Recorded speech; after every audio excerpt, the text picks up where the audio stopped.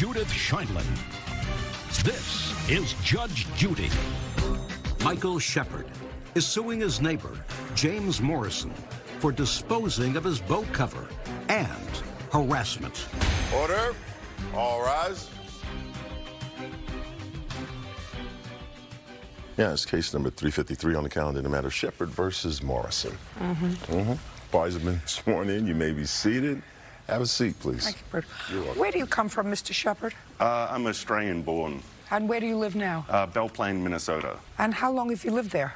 Since April of this year, Your Honour. What kind of work do you do? I'm a mechanic. And you, Mr. Morrison? I'm South African and I live in Belle Plaine, Minnesota, and for a profession I do cybersecurity. Did you know each other before you came here? Only as neighbours. Not before you came here, before you migrated here. No, Your Honour. You did not. No, Your Honour. And how long have you been neighbors, Mr. Shepard? Since April, so 6-7 months. It is your claim that the defendant disposed of a boat cover that belonged to you, that you had recently purchased. No, it actually came with the boat when I purchased it, Your Honour. When did you purchase the boat? 2011. Where? It was a private sale in Minneapolis, Minnesota. When you say in your complaint that it was a very expensive boat cover, how do you acquire that information, Mr. Basically, because it's for a 1985 boat, so the boat cover has to be custom made. It's not something I can buy off the shelf. And I did have a boat cover, and Mr. Morrison here disposed of my boat cover. Okay, so the boat cover at best was 30 years old. No, it was a lot newer than that. At most, it was 6 or 7 years old. Well, it couldn't have been 6 or 7 years old because it wasn't a new boat cover when you bought the boat. It was a lot newer than it was now, Your Honour. What? It definitely wasn't a 30-year-old boat cover. Okay. You have a picture of the boat cover, sir? Not on the boat. I've got pictures of replacement boat No, covers. no. I'm not interested in replacements. I'm interested in a picture of your boat and the boat cover. No, Your So I Honour. see what it looks like. Okay. Because, Mr. Morrison, you're the neighbor. It's your claim that Mr. Shepard's landlord asked you to clean up the property around his house, and what you did was you found this old moldy tarp that was all ripped up. You thought it was trash, and you disposed of it. That's your response. That's correct, Your Honour. Okay. Who's the landlord? My witness here. That would be you. Yep. Okay, stand up, please. Your Honour, James... Don't speak. You're the landlord. Yes, ma'am. Okay, what kind of property is this? It's a two-lot place with an extra building on the other lot, which is the Olson. Mr. Tulson, does Mr. Morrison ever do any work for you? He does from time to time. Okay, what kind of work does Mr. Morrison do for you? He helps kind of take care of the property and Okay, so he does maintain the property. From time to time, yes. Well, from time to time, you pay him on an ad hoc basis. You'll call and say, would you please clean up the premises? Or No, does he do it regularly? Do you pay him a monthly salary? Come on, guys.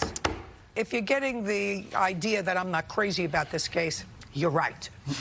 Do you understand? Absolutely, Your Honour. Good. I'm very glad you understand. To be perfectly honest... I don't want you to be anything but perfectly honest, sir. I don't want you to be dishonest. That would be a very dumb thing for you to do. The boat cover has very little to do with this. There's been interactions between the two. I don't care. Okay. Then to answer your let me question... explain something to you. This is the beginning of my day. I don't plan on starting the beginning of my day with nonsense. Do you understand? Yes, ma'am. Then let's get this case moving. Okay. Mr. Shepard says that Mr. Morrison, on a date certain, which was what date? It was around August 10. Around, because you don't know exactly, for some strange reason disposed of your boat cover. Mr. Morrison says that he maintained the property, which you acknowledge, and that he says this was a torn-up, old, moldy thing, but it was on Mr. Shepard's premises. That's correct. So you asked him to clean up the property. Did you ask him to clean up the property on or about August 10th? That's a very misleading question. I never asked him to clean up the property. Great. Now, Mr. Morrison, then I come back to you, sir. Yes, Your Honour. You actually were on the plaintiff's property because that's where the tarp, let's call it a tarp/cover, was located. That's correct. Right. Did you, prior to disposing of the cover, did you ask Mr. Shepard whether this was his and did he want it disposed of? The answer is either yes or no. Can you repeat the question? Very easy. I'll try to simplify it. On or about August 10th, did you ask Mr. Shepard that this item that was on his property was something he didn't want to keep and he wanted it disposed of? No, I didn't, Your Honour. Okay. Well, then, Mr. Morrison, this is a very easy case. You cannot go on someone else's property who was renting the property and dispose of that property without asking them. The fact that, put your hand down, the fact that you claim that the witness asked you to dispose of it does not doesn't contradict that, because I assume Mr. Shepard is a paying tenant, which means he has exclusive occupancy. What you didn't understand. Out. Perfect. Had to go that way. Now, you have to ask before you go on somebody's property and dispose of anything. I understand. Anything, a loaf of bread, a weed, anything. Because, you know, there's an old expression, one man's trash is another man's treasure. So you can't go on somebody else's property and say, this looks like trash to me. Yes, Your Honor. That's it. So you have to Your pay. Honor, may I, at the time, I did offer to go and buy at the local sports, to buy another cover to replace it. You bought one. No, I said I would, and Mr. Tollefson said, no, hang on, I'll take care of it, because whose boat is Morrison, this? Yes, I don't Your Honor. care. Okay. This is not going to be your show today. This is my show today. Do you understand? Yes, Your Honor. Very good. You need a big tarp to cover your boat that's 30 years old. Your Might Honor. go buy one for $150. Your Honor, the 150. strange Now part- I'm going to talk about his assault. You want to tell me about that? After you disposed of this cover, a week later, you want to tell me what happened. Now, keep it short, Mr. Morrison. Your Honor, I used to use Ricky's lawn mower with his permission to cut both his property and my property. You know, that's what neighbors do. No, I don't let my neighbors use my lawnmower. Okay. I don't use their toothbrush. They don't use my lawnmower. I used it with his permission. I was cutting the lawn, and out That's of a the lie, corner Your of Honor. my I don't want to hear you. Okay, Your Honor. out of the corner of my eye, I saw something rushing towards me, and I was going at full tilt. Date. Now with Date. You can sit down. 9/29. You can sit down. What? 9/29. September 29th. Yes, Your Honor. Okay, so you saw someone. I'm going to look at that. You saw someone rushing at you, and He was waving his arms wildly, swearing at me, complaining that I was, the lawnmower was throwing rocks and grass at his vehicle. And I felt threatened. just a second. You Yes. felt threatened, and And he was shouting at me, calling me names. And I turned around to him and I said, nobody speaks to me like that. And I put the earmuffs back on, put the machine up at full power, and I proceeded to mow the lawn. on his lawnmower. On Mr. Tollefson's lawnmower, Your Honor. On my your lawnmower, lawnmower. yes. I wasn't clear. It wasn't Mr. Shepard's lawnmower. It was your lawnmower. But it was on my lot, Your Honor. I don't care. That I don't care about. Okay. If you choose to allow the landlord to keep the lawnmower on your property for your convenience, that doesn't make it your lawnmower. Ah, yes, Do you Your understand? Honor. Good. Now, don't say anything else. Yes, Your Honor. Perfect. Judge Judy continues in a moment. Mr. Shepard came running at me and with full force pushed me off the lawnmower. I fell off the lawnmower. Luckily, I did not get injured because it was going at full. Good. And later today, It's kind of ridiculous for me to believe that Mr. Johnston said, you know what, I'll just take $35 in cash, and on the outside chance that you can hook me up with some marijuana, I'll take the rest off. Do you understand what I'm saying? real cases, real people. Judge Judy.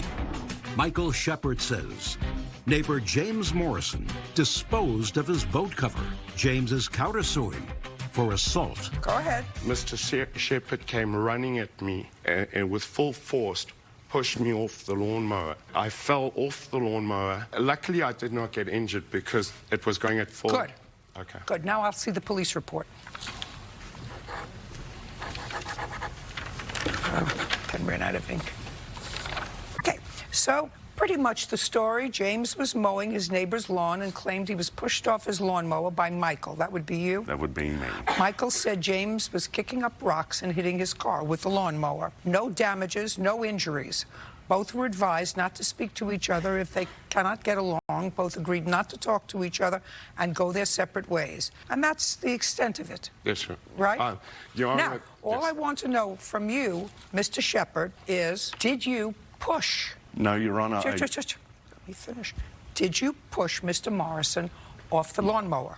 Your Honor, no, I did not. Good. Tell me what happened. Okay, James was mowing the lawn. He'd previously been told to stay away, make no contact. Ricky had, in fact, told him not to mow the lawn that day. I asked you what happened. Yep. Not what was previously told. I asked you what happened on the 29th of September. Okay, Your Honor. He's mowing the lawn. You see him mowing the lawn. I get home from work and I see James mowing the lawn and I went inside my abode.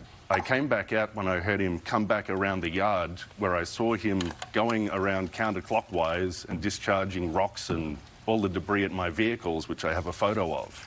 Go ahead. And I walked up to James. I said, James, could you please turn the lawnmower around? So James started yelling at me and calling me names and then threatening me. And what did you do? I kind of sat there dumbfounded, wondering what to do. Well, you didn't sit there. You were standing. I was standing, sorry. Uh-huh. At which point, James revved up the lawnmower and continued on. I reached out and I literally just touched him on the shoulder. At which point, he jumps off the lawnmower. I work in noisy environments. I have my entire career. That's how you get the attention of people who are distracted by noise. He said, you just assaulted me, jumped off the lawnmower and ran away saying, I'm calling the police, you just assaulted me. Got it. Got it. You have any medical records? No, I don't, Your Honor. Good, very good.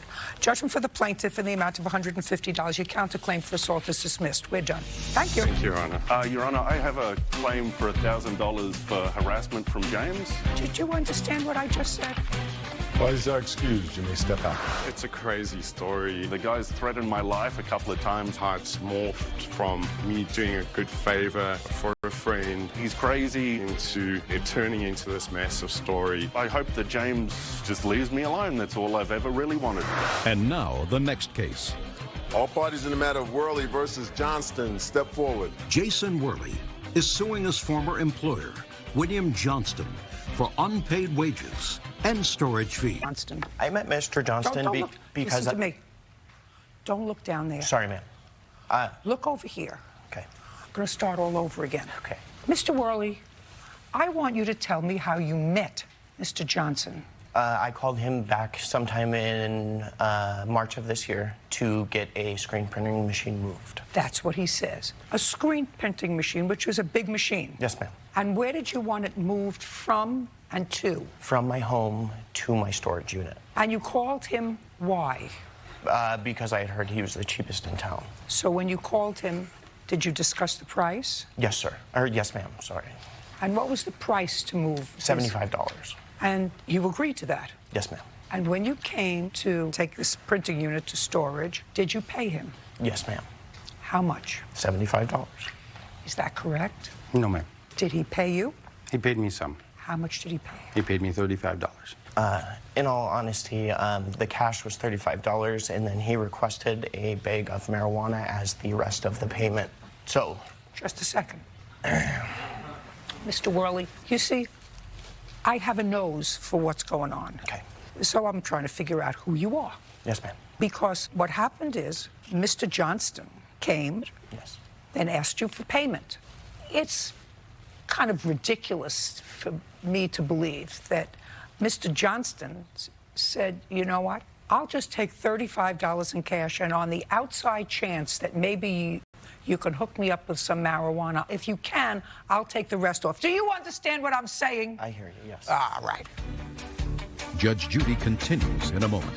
You never had a contract with him for money, for an hourly wage for working on the car. So you're not getting any money, zippo, nada, May I say no something? money. You can say whatever you want to the back of my hand.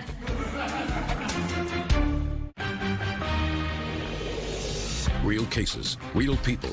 Judge Judy. Jason Worley says his former boss, William Johnston, owes for wages and storage fees for an Audi. Okay, so when he came and he moved it, you didn't pay him all the money. You only had $35 of the $75. Now, you want to tell me why? We had discussed the marijuana thing. It was at his request, not mine. Now, how would that come up? How would that come up? I'm going to tell you. He walked into I want you to tell me. He walked into my house. He wanted something to drink. I believe I got him a cup of coffee. My house smelled like pot because I was growing it. He said, you know, I'd be willing to work a trade. I probably have a text somewhere in my phone that would verify that he had gotten it from me before. Is that what happened? No. You want to tell me what happened? I did smell the marijuana, and he didn't pay me until I finished the job. And then he said to me that if I would be willing to trade for the rest of it, that he had some marijuana that he would be willing to get rid of. And you said okay? I refused. You refused? Yes. So far, Slick, you're not doing well. All you had to do was play it straight. Move my printing machine, and here's $75, as I agreed. I had enough Now, cash. the next thing is, now you have a buddy. So after he moved this printing machine, because, Mr. Johnson, I'm not so sure that what you said to me is true, because now he was Slick. You said, no, I don't want it, so right now he owes you $40. Because Mr. Worley said that he bartered a car, bought/bartered. And this is what he says. He says he told you, because you own this parking lot or garage or whatever where you can sometimes get cars, that he was looking for a particular kind of car. And you just happened to come up with that particular kind of car, a 2004 Audi? 2000 Audi, ma'am. 2000 Audi. So prepared to let him work on a car for you in exchange for this 2000 Audi. See, Mr. Johnson, that doesn't make sense to me. No. But that's what you say in your answer. Doesn't make sense to me that a grown-up man who's gotten stiffed in his business from this kid because he paid you $35, and now you're talking about bigger money. Now you get into a conversation with him. He fixes cars. He knows about cars. You know what? The whole thing smells to me. So now he's got this Audi that you want, but he's got another car, and he says to you, you know, if you work on this car and get it into tip-top shape, I'll give you the Audi. That's what you say happened. Yes. And you worked on the car. Yes. And got it in shape, and then he would not give you the title to the Audi. No, ma'am. Instead, he gave me a forged... Just a second. Oh, he wouldn't give you the title to the Audi. No, ma'am. Now you don't want the Audi. No. You want the money for working on his other car. Yes, ma'am. Your case is dismissed. We're done. That wasn't your contract. Judge Judy continues in a moment. Closed captioning sponsored by... Have you been cheated? Go to judgejudy.com. Like us on... No, you get the Audi. If I'm satisfied that you actually did the work, that's fine. But you never had a contract with him for money, for an hourly wage for working on the car. So you're not getting any money, zippo, nada. May I say no something? money. You can say whatever you want to the back of my hand, but you are not getting any money. If you want the car, I'll direct him to sign a title over to the car if he has it, if I'm satisfied that you got the other car that you were supposed to work on up to speed. He still hasn't put the Audi into his name, nor is he allowed to sell cars. When I first met him, and I started to work for him... I don't care. Oh. Do you understand? I don't care. Your contract was not work for hire. That was my Your contract. no. I had worked for him before this incident. Oh, please, I don't believe either one of you. We're done here. Thank you very much. Bye. Parties are excused. You may step out. Judge Judy continues in a moment. And on the next Judge Judy... Having me do work and then not paying for it and giving me a forged receipt instead. He didn't finish repairing the car. He forged himself a document. I took it to the DMV. It's fake. He says a lot of things that aren't true. Don't do work with good guys towing. Close this chapter.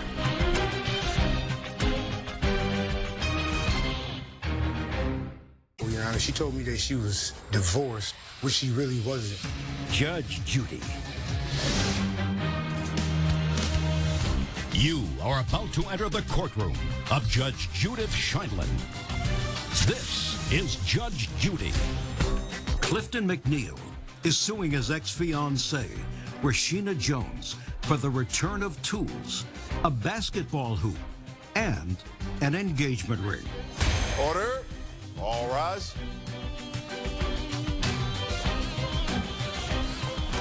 Now it's case number 345 on the calendar in the matter of McNeil versus Jones. Thank you. You're welcome, Judge. Parties have been sworn in. You may be seated. Folks, have a seat. Mr. McNeil, what kind of work do you do? I'm an employee packaging department for Fresenius Kabi, Your Honor, in Grand Island, New York. How long have you been there? Since February of this year, Your Honor. Prior to that, where were you working? I was working for RTI Groceries and Deli. And you, Miss Jones, what kind of work do you do? I own a grocery store and a deli, and I work for the VA. This is what this case is about. The two of you lived together for about 3.5 years. And Mr. McNeil gave you a ring. You were engaged to be married. According to him, he lived with you and your children. Yes. Above a store that you work? Yes. That's yours? So you have an apartment above the store that you own? Yes, Your Honor. Mr. McNeil says he participated working in that store during the course of the 3.5, and according to Mr. McNeil, he left some property there. He left the engagement ring there. He left a basketball hoop. Yes, ma'am. How much did you pay for the basketball hoop? About $480, roughly. $480. Yes, ma'am. And when did you purchase it? May of 2015 from Walmart. And who used it? My son and her daughter. Was your son living with you? No, but he comes over visiting. Well, so when he visited, but her daughter used it. Yes. So it was bought for her daughter to use and for your son and her daughter to use when your son was there. Yes, Your Honor, but primary is for my son's use. So if I leave, I would want the rim to leave. So I don't care. That's ridiculous. You don't care. Ridiculous. Okay. So you left the engagement ring, the basketball hoop, and what else? Miscellaneous tools, which I'm not concerned about because I have no pictures to prove that I left them there. So that we're here talking about an engagement ring. Yes, Your Honor. You see what a fair person I am, Miss Jones? Yes, Your Honor. Where's the ring? I don't have the ring, Your Honor. That's not what I... Listen to me. Where's the ring? We women understand each other. Yes. So I'm asking you, where is it? I sold it. I lost it. I gave it to my daughter. I gave it to my cousin. I threw it. Choice to go upstairs and get all his belongings, and he had bought watches and rings. It was all in the drawer. He took everything he had that he wanted to take on his own. I haven't seen it since he left. So your answer is you haven't seen the ring since he left? Yes, Your Honor. You were not wearing it when he left? Absolutely not. On what date did he leave? April, sometime in April. And when did you stop wearing the ring? Like months ago. I don't wear jewelry. I never really wore it a long length of time anyhow. Well, the ring that he bought you, when did he give it to you? In 2014. I think I only wore it about a month because I move with my hands, so I never wear jewelry on my hands too much. Is there any reason why you weren't married 2 years later? Well, job, it takes money to get married, and Well, he really didn't want more money. He was living in your house anyway. Right. But, I mean, it took more than just living in my house. We, take two to get married, and we just never got married because we never had the funding, and it just didn't work out. No hard feelings about that. I worked hard all my life, and, Mr. McNeil, she says that you took all of your jewelry when you left, including that watch that I assume you took, the watch that you're wearing? No, ma'am. She talking about the watches I bought her. I never took I'm talking about that watch that you're wearing. I didn't have this watch when I was with her. You didn't? You just bought that watch? This is recently. You must have had a stroke of good fortune. Yes, casino. Show me proof that she has the ring.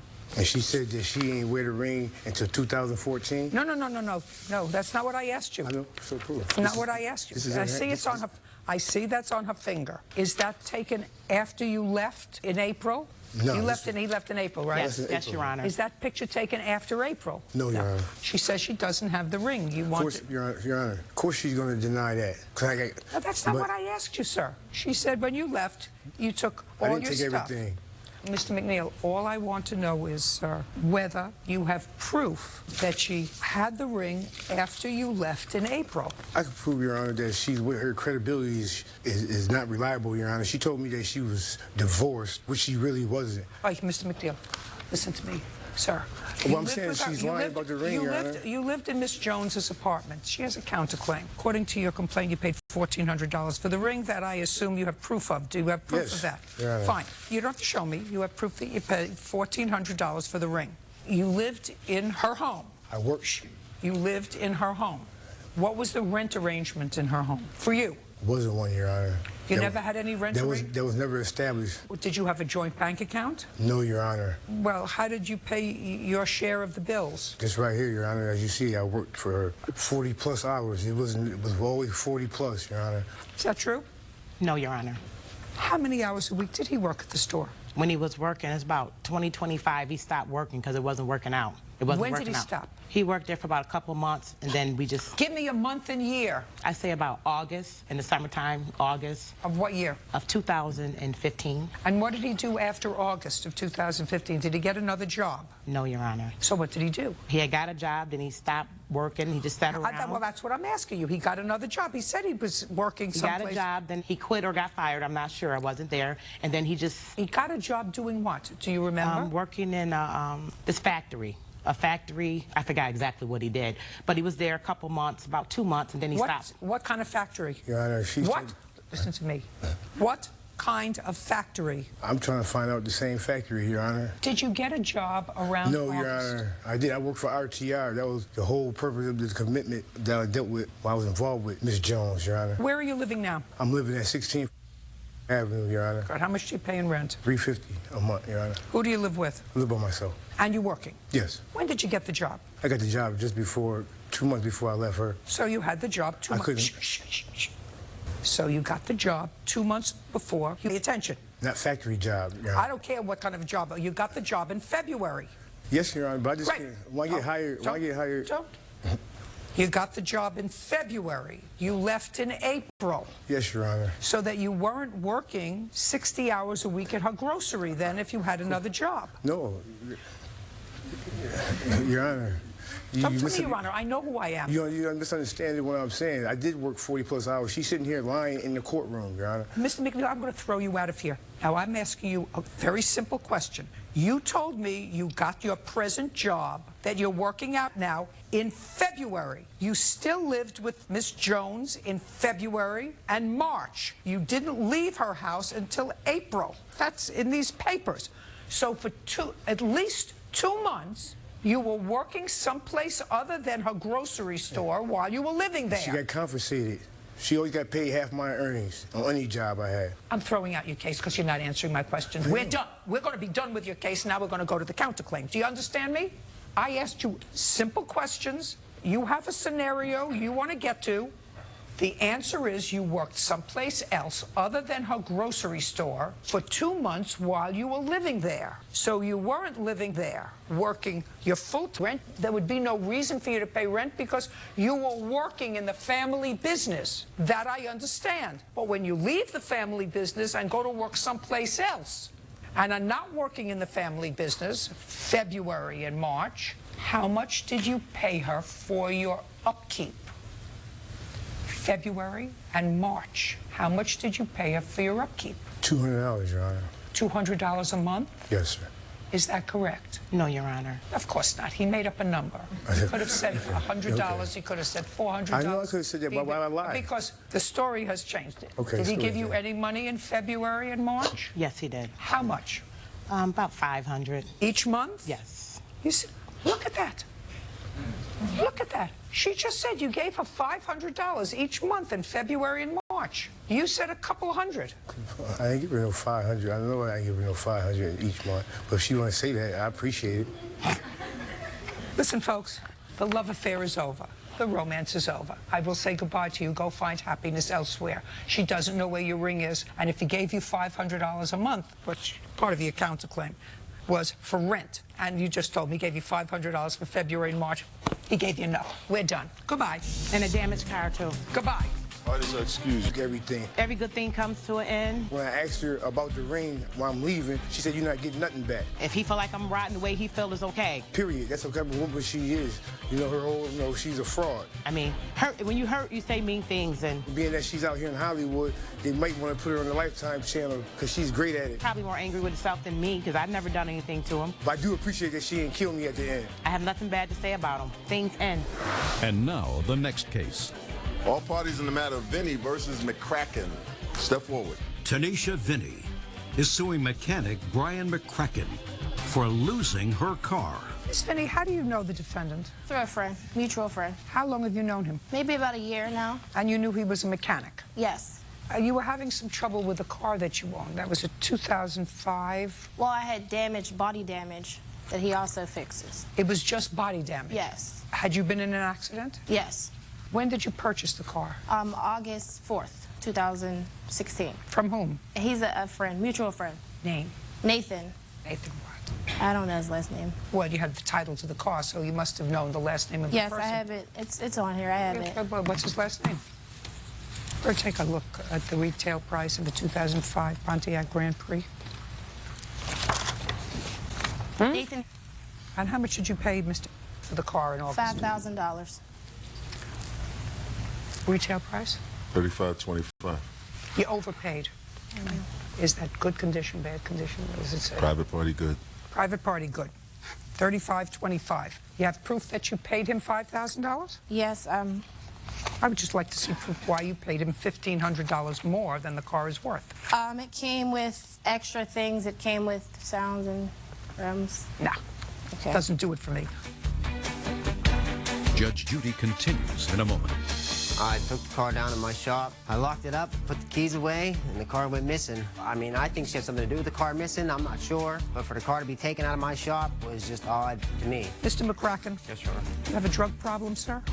And later today, You had used the car before on numerous several occasions, right. On this occasion, you had an accident with the car. Right. Right. So don't tell me that the car was bad because you had used the car often before. real cases, real people. Judge Judy. Tanisha Vinny says mechanic Brian McCracken mysteriously lost her car. She is suing for its value. Now, proof. Proof besides that it was Good. switched over by a notary. Did you pay him in check or cash? Cash. Good. Where did you get the money from? I got a check from a car that I had wrecked from my insurance company, so I used that. Well, what did you do, endorse the check over to him? No, I cashed it through my bank and gave him the cash. So at some point in August, at the beginning of August. No, I'm sorry, I said August. It was April 4th. I'm sorry, not August. It was April 4th that I purchased the car from him. This all just happened, so it's part of the bank transaction. So you would have a transaction on April 4th, 2016 for a check that you were cashing that was going to be held against your account if you got your bank account, and you're telling me that that would be for $5,000? Yes. I'd like to see it. I don't have that. Don't get it, unless you want to tell me how much you paid him for the car. I paid him $5,000 cash. Then you overpaid by $1,500.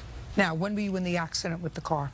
July 17, 2016. You dropped it off at his house? Yes. To fix the damage? Yes. On what date? July 27, 2016. What happened to her car? I took the car down to my shop.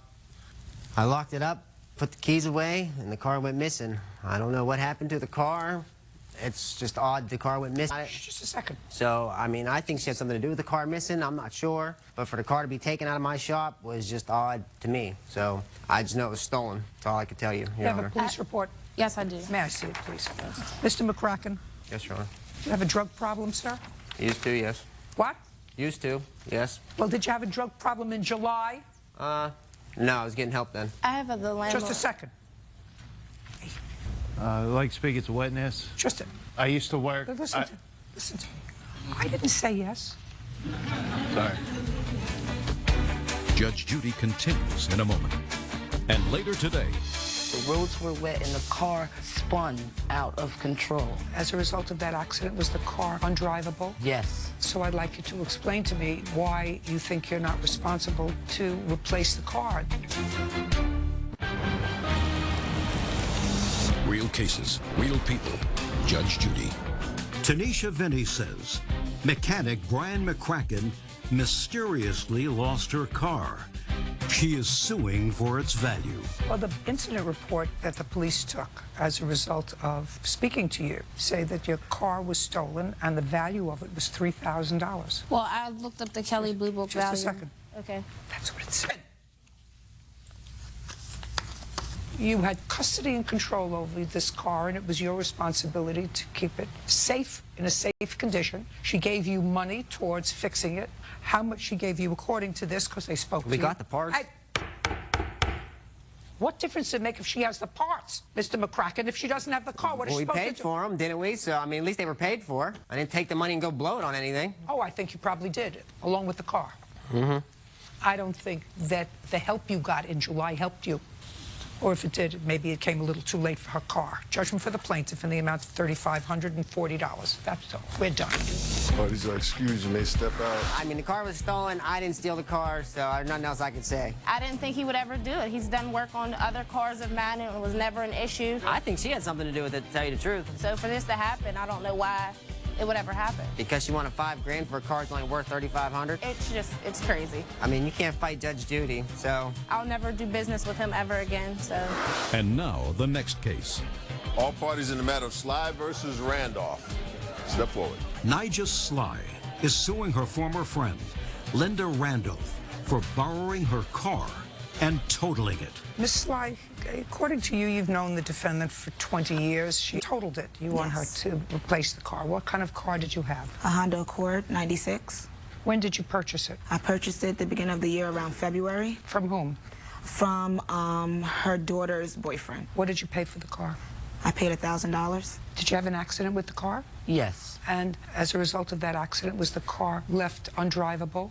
Yes. So I'd like you to explain to me why you think you're not responsible to replace the car that you were driving, you had an accident with. Certainly she did not have collision insurance with the car because the car is 20 years old. She paid a relatively small amount. Would you check on that car for me, would you, please, Bert? Why you don't think it's your responsibility? Okay, so on said day that I borrowed Miss Sly's car, I used it and went down the road. I did have it was like a car accident. Not like I hit anybody, wasn't speeding. It was the car itself. The roads were wet and the car spun out of control. So? When the police arrived in the ambulance and all so forth, they explained to me that the car... No, you can't tell me what anybody said to you. Judge Judy continues in a moment. Have you been cheated? Go to judgejudy.com. Like us on Facebook and follow. On numerous several occasions, right. On numerous occasions. She let you borrow the car on numerous occasions, and you returned the car on numerous occasions. Right. On this occasion, you had an accident with the car. So don't tell me that the car was bad, because you had used the car often before. Okay. You had used the car often before. Okay. Without any incident. Without any incident. Correct. So. Okay. So at the accident scene. How much does it cost? $2,600. And you paid $1,000 for it? Yes, it was a used car from some guy he knew. It was just sitting there, so he wanted to get rid of the car. So fine. It's a bargain. Judgment for the plaintiff in the amount of $1,000. We're done. Thank you. Parties are excused. You may step out. Judge Judy continues in a moment. And on the next Judge Judy. Division over her dead mother's vehicle. The truck really should have been yours. She's telling everybody that we were divorced. You may not want to treat it as a marriage, but your mother treated it as a marriage. Next Judge Judy. Next on WBZ Channel 4. She called me and told me that she got into a car accident. The car spun out of control. I asked her what happened. She said that she swerved. She was upset. And did a 360 and rolled 3 times. Her car was totaled. She was gonna get a giver that wasn't to the condition my car was in. I was purchasing her car. She didn't want it. My car was in good condition. She wanted a better car. And she was just gonna get any piece of junk. She wanted a $2,600 car. I didn't have it.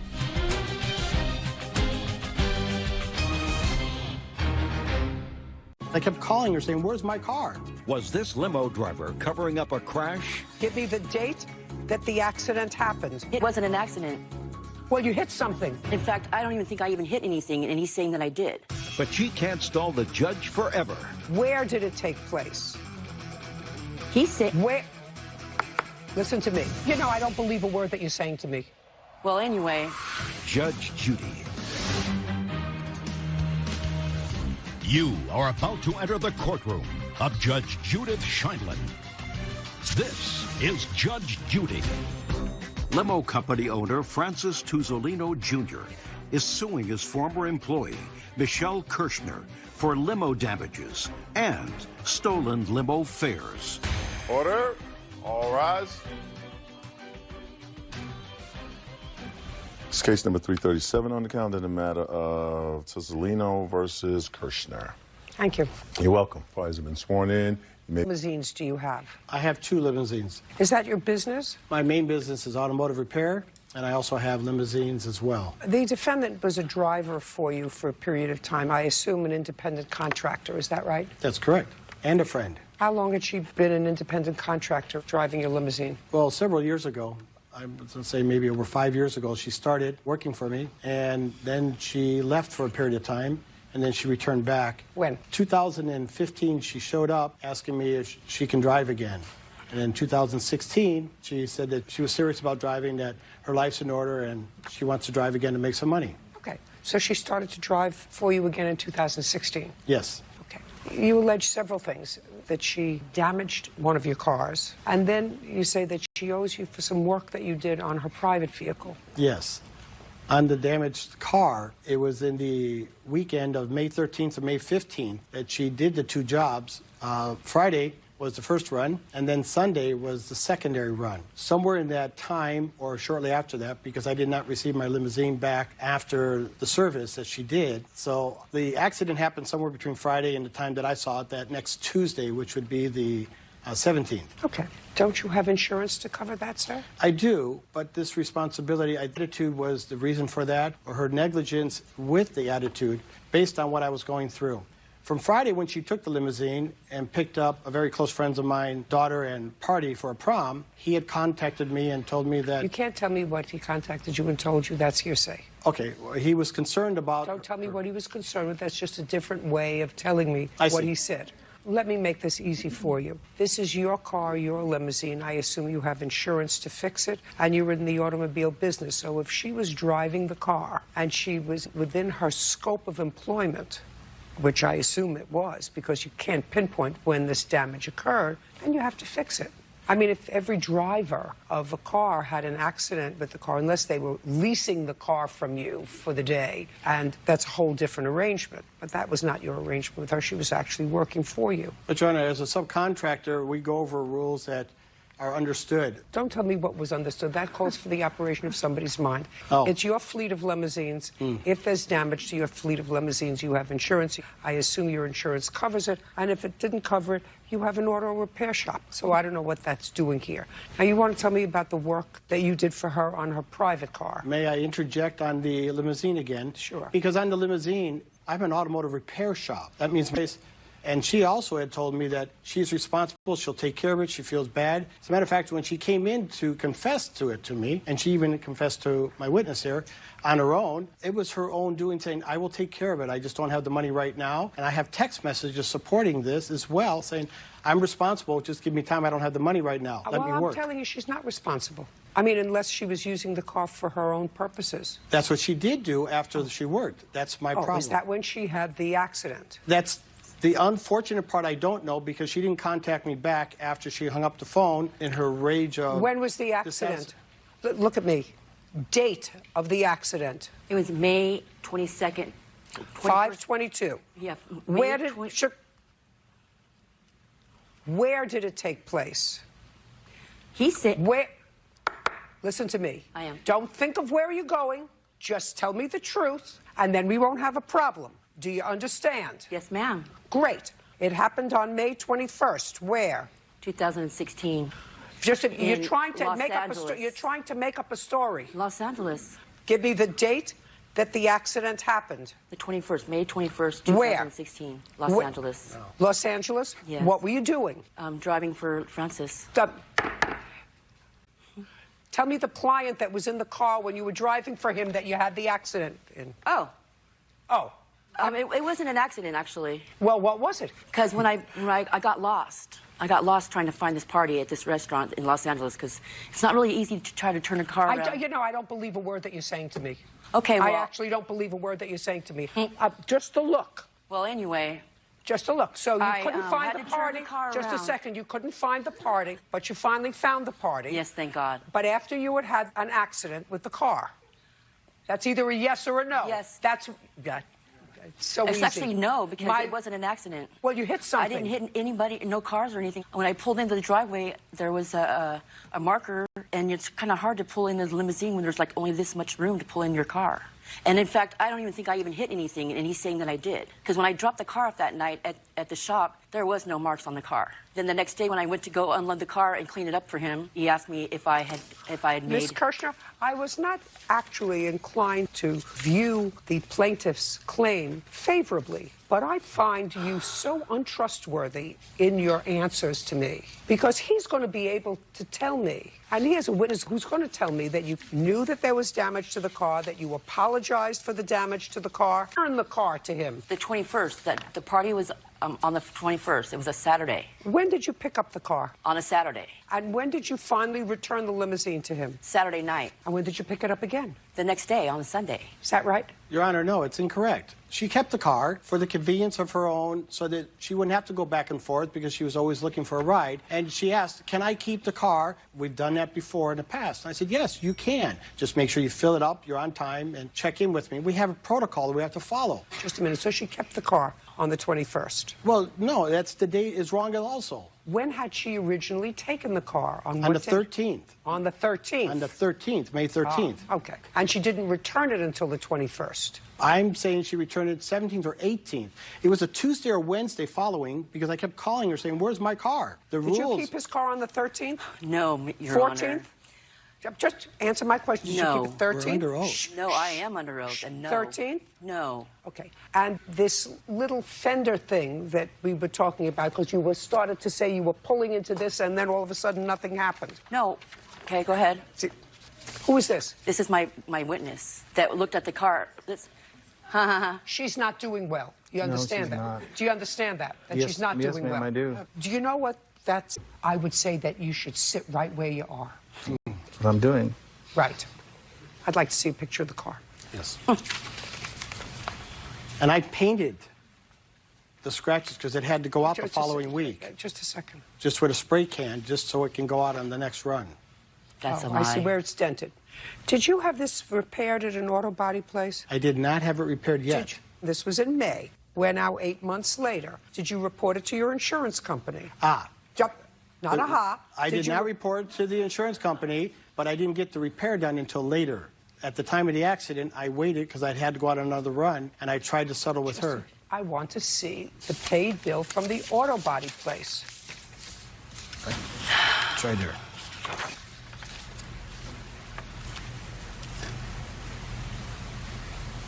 What else do you think she owes you for, sir? She owes me for the You paid fare. allegedly $2,000 in cash to have this fixed. If you put it through your insurance, you probably have a $1,000 deductible. So I'm charging her $1,000 because I don't believe that she had an accident any other time than when she was using this limousine within her scope of employment.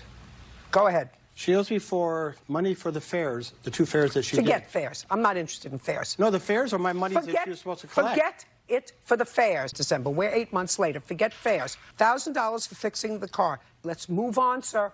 Do you want to tell me about the car that you allegedly fixed for her? I fixed her car a couple of times, Your Honor, but I think in... Dates. First one here, actually, was 2 dates. They were in May and June, and then I had another repair back in August for her car. She had bought her own... Just of this year? That's correct. So what you're telling me is after this alleged incident with the car in May, with the damage to the car that she did not pay for, she continued to work for you, and you continued to do repair work on her car. Is that what you're telling me? Yes, Your Honor. We had an agreement that she was going to pay me out of her inheritance when she would settle because, unfortunately, her parents had passed.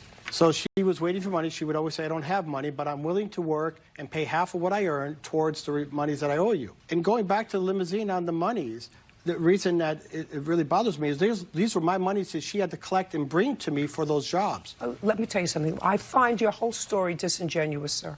I mean, I know that you present relatively well and that you're relatively articulate, but the dates don't jive with me. Judge Judy continues in a moment.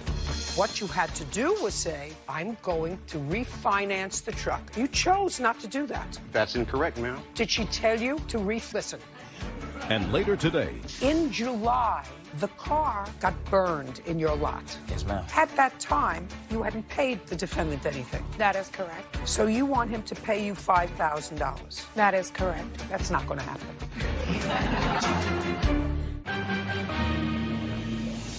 real cases, real people. Judge Judy. Limo company owner Francis Tuzolino Jr. says former employee Michelle Kirshner damaged his limo and stole fares belonging to him. Now, if somebody, an employee of mine, took my car without permission and kept it for 13th, 14th, 15th, 16th, 17th, and 18th and brought it back, and when they brought it back, there was damage on the car, damage that you wanted her to pay for, and she didn't pay you for fares. Well, I wouldn't be doing mechanics work on her car again in June and August and letting her not pay for it. Your Honor, there was a friendship that was precedent prior to this time and me helping her. My protocol for the business is I can't collect all the monies at the time that people book a limousine. They're entitled to pay at the time of the service. So it's the driver's responsibility to bring me my money after the job is done. When I contacted her on Sunday, after she hung up on me Sunday because she was in a fit of rage, got lost. This is in May. And August, fixing her car. But I'm saying on that money that she was supposed to bring to me, I couldn't have any. She gave me no contact until the car was dropped off until that Tuesday or Wednesday. I want to say, I think that I have the text messages to prove it. I'm done. We're finished. Your case is dismissed. What? Parties are excused. You may step out. I'm lost. I'm not understanding why I'm not entitled to monies that were earned by my company. He owes me that money. She admitted, and I didn't get a chance to show the text, saying that she gambled it. That's what he's saying. Whatever floats his boat. And she was going to pay me back, and she said I would have spent more if I had it. See, he's so full of bull. Whatever. That's all I can say. And now, the next case. All parties in the matter of Dorsey versus Beverly. Step forward. Lynn Dorsey is suing his ex-girlfriend, Amy Beverly, for unpaid car payments and the cost of vehicle upgrades. Amy is countersuing for a bed, 2 cell phones, and the invasion of privacy. Mr. Dorsey, you and Miss Beverly lived together for a period of time. While you were living together, you needed a truck. I just needed some transportation, period. I just chose a truck, though, yes. That's fine. But I assume that the reason that you put the truck in Miss Beverly's name is because she had better credit than you did. Is that correct? Not necessarily.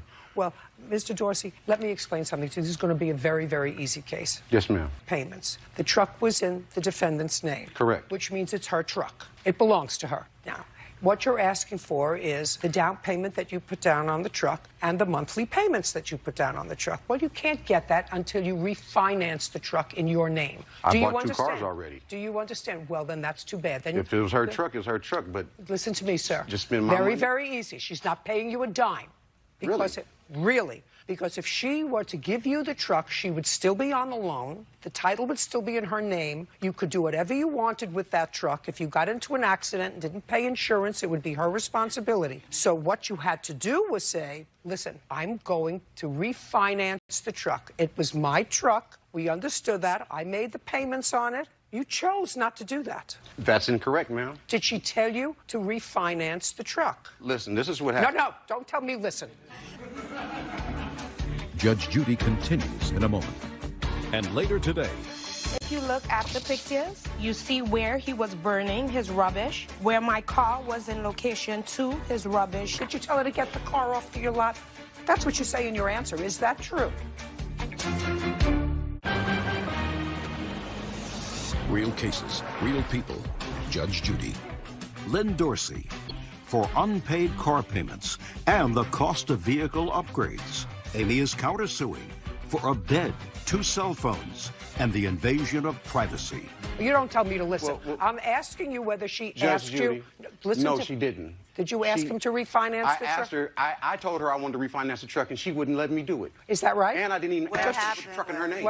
What happened was he was supposed to sign a piece of paper stating that he would keep up the payments on the truck, and he would be allowed to take the truck. But without him signing notarized paper, I wasn't going to let him leave with a $50,000 truck in my name, because you're right. Just a second.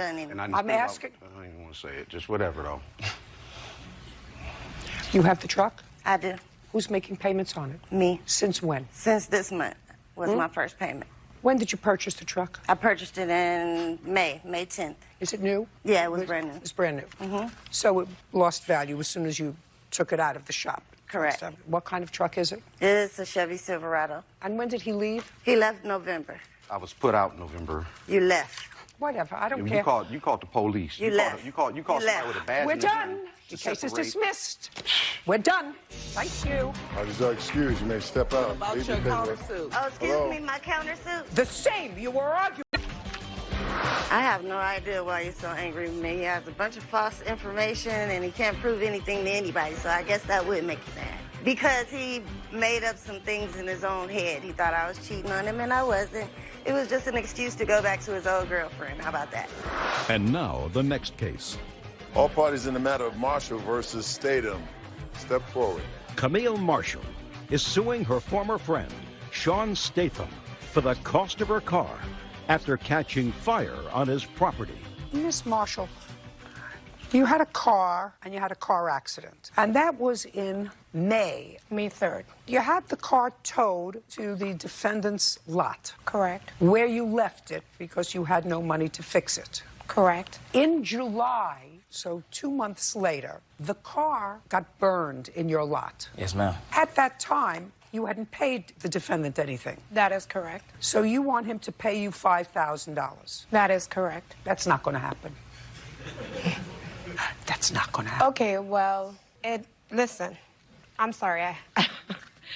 Initially, when the accident occurred, I explained to him I only had liability insurance. With only having liability, that means I would have to pay for the repairs. I no longer a month, so I told him it would take me some time to get the money together. You're not getting $5,000. It's not happening. Judge Judy continues in a moment. Closed captioning sponsored by. Want justice? Go to judgejudy.com. Like us on Facebook and follow us on Twitter. Now, I want you to cross it out. It's not happening. Okay, I don't understand why it won't happen. It burnt on his property due to his... You should have taken the car off in 2 months. Okay, but we had an understanding that I had to get the money together to repair. Show me a contract. First of all, I don't believe either one of you. Show me a contract that you had with him. I did not have a contract for the repairs. Correct. But I don't understand why you don't believe me. I have pictures of the burned car. I have the police report. Where A, because I don't know how it got burned. B, I don't think that it's reasonable for you to leave your car on somebody's lot for 2.5 months without paying him any money while you're getting your money together. I don't think that that's reasonable behavior, so you're not getting any money. Okay, well, if you look at the pictures, at the evidence that I have, you see where he was burning his rubbish, where my car was in location to his rubbish container. Did you tell her to get her answer? You told her that she should come and get her car. That's what you wrote in your answer. Is that true? Right. Good. Case is dismissed. We're done. Are you serious? We're done. Parties are excused. You may step out. Judge Judy continues in a moment. And on the next Judge Judy. We figured out a way to just meet in the middle and I took my car there to be repaired. come together and put a plan together, you know. It was burnt. At the end of the day, don't want no hard feelings with no one, so I have no idea. regardless of whatever we need to do to try to get understanding. Get everything in writing. But the thing about it, we family friends, so at the end of the day, we'll make it happen.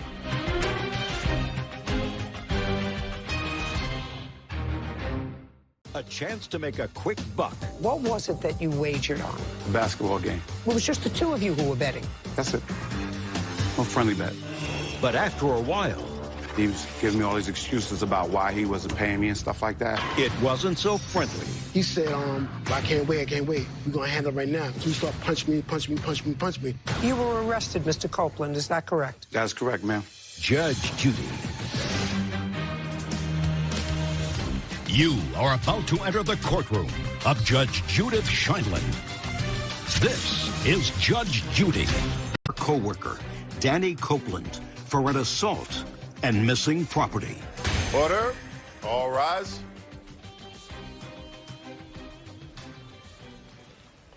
It's case number 368 on the calendar in the matter of Caldwell versus Copeland. Thank you. You're welcome, Judge. Parties have been sworn in. You may be seated. Mr. Copeland, I'm going to start with you, sir. Yes, ma'am. About 2 years ago, Yes. you and Mr. Caldwell, who worked in the same place and who were co-workers, got into an altercation.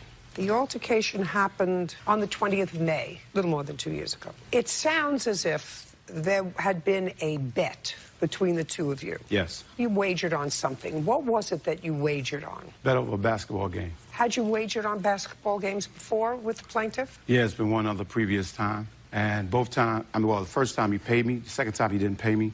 And, okay. So it was just the two of you who were betting? That's it. A friendly bet. First time he paid, second time, which was around May 2014, he didn't pay you. How much did he owe you? $100. And when had this wager been made? In what month? March. Had you asked him for the money between March and May? Yeah, we've been texting, coercing back and forth, you know, talking about it. He was giving me all these excuses about why he wasn't paying me and stuff like that.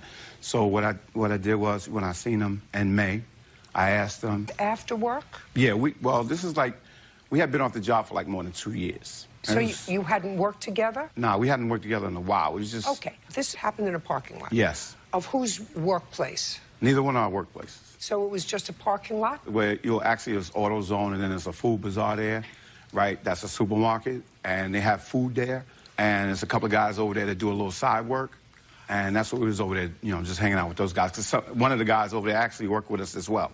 But had you made an appointment to meet Mr. Caldwell? Or No. it was just... No, he just showed up. And at that time, you went over to him to ask him about his money? Yeah. Now I'm going to stop you from there. So now I have the basics of what it was about.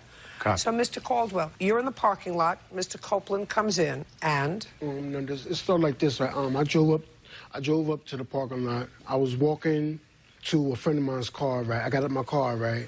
And his car was about 10 feet away from me.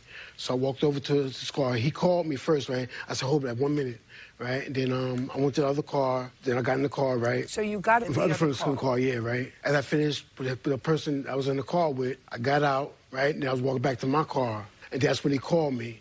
And I said, okay, what you want? He said, I need my money, you owe me this and that. I'm getting my car fixed, worked on. I said, I ain't got it, right? So I don't have it right now. I'm on compensation. And compensation don't pay nothing, you know, and I got other bills besides you. So you're not like priority right now. I got other bills. I do owe you the $100. I know I do. But right now I just got hurt, so I'm on compensation. And compensation don't pay nothing, so I got other bills. And then when I get it, then I give it to you.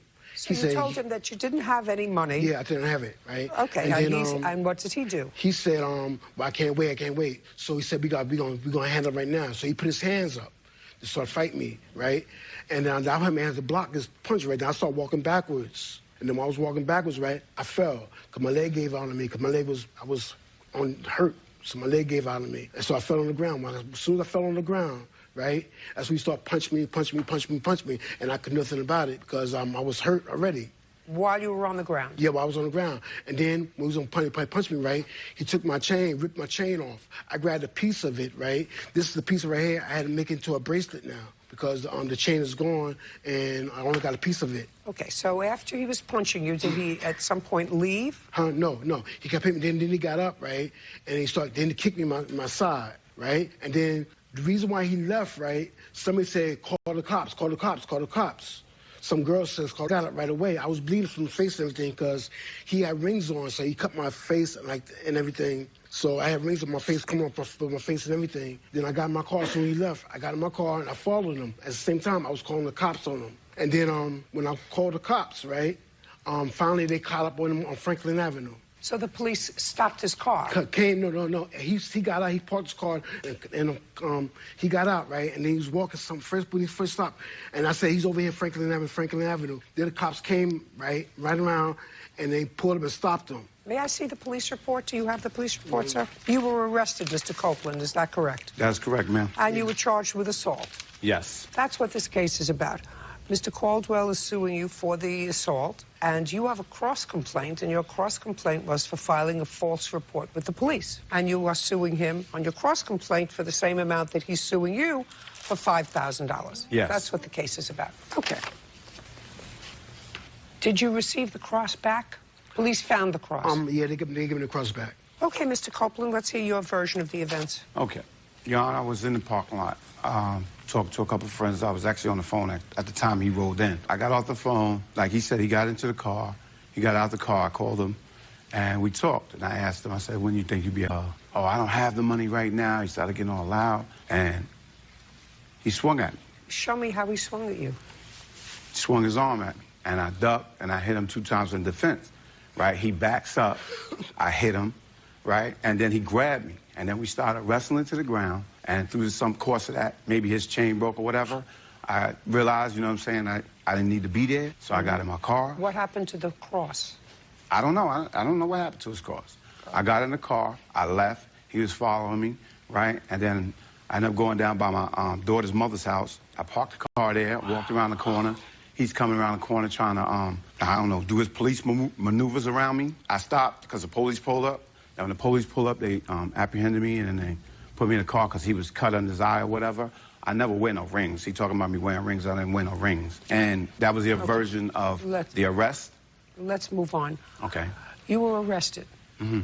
You were assigned an attorney, or you retained an attorney? No, I was assigned attorney, a public defender. You were assigned a public defender. Yes. And the case proceeded through the court system. Mm-hmm. Now, the case is no longer pending. No. The case was resolved. Right. I want you to tell me how the case was resolved. Okay, for 2 years. Don't give me a whole story. Guilty to a lesser charge. Yes. Then your counterclaim is done. Because the burden of proof in a criminal case is proof by beyond a reasonable doubt. Burden of proof in a civil proceeding such as here is a much lower burden. When the judge took your plea, the judge asked you if you understood that you had the right to have a trial where the people would have to prove beyond a reasonable doubt that you committed the crime of, what did you plead guilty to? Disorderly conduct. Disorderly conduct. I'll take what the plaintiff has, please. And the disorderly conduct that you pled guilty to was relevant to this act of May 20th, 2014. Not to another act, but to this act. Right. So your counterclaim is dismissed. And you received a mandatory surcharge of $95. Did you pay that? Yes. And a crime victim fee of $25. Did you pay that? Yes. And as a result of that, you were originally charged with assault with intent to cause physical injury, and it was reduced to creating a dangerous something and petty larceny. And I assume the petty larceny was the result of the chain. But the guilty plea was to one count of disorderly conduct and charges. Right? Okay. Your Honor, if I may. You can't anything you like, but this is what you pled guilty to. You pled guilty. Yeah, but I was in the court system for 2 years, Okay. pleading my case, right, going back and forth every month. I couldn't even take a job because jobs wanted to bond me. I couldn't even get bonded for jobs. You right? shouldn't have bothered him in the parking lot. I You shouldn't. shouldn't have bothered him in the parking lot. Judge Judy continues in a moment. I was just confronting him about the You situation. confronted him in the parking lot about So it a was good for gambling him debt. to swing on me and start the fight? I don't believe that he swung on you at all, sir. Listen, it doesn't make any difference what I believe. You pled guilty. And later today, It did rain during certain... 4 out of the 7 days. But then you said you were admitted to the hospital. Yes. Wouldn't make any difference if it was raining or shining or sleeting or snowing. If you're in the hospital, you can't do the job.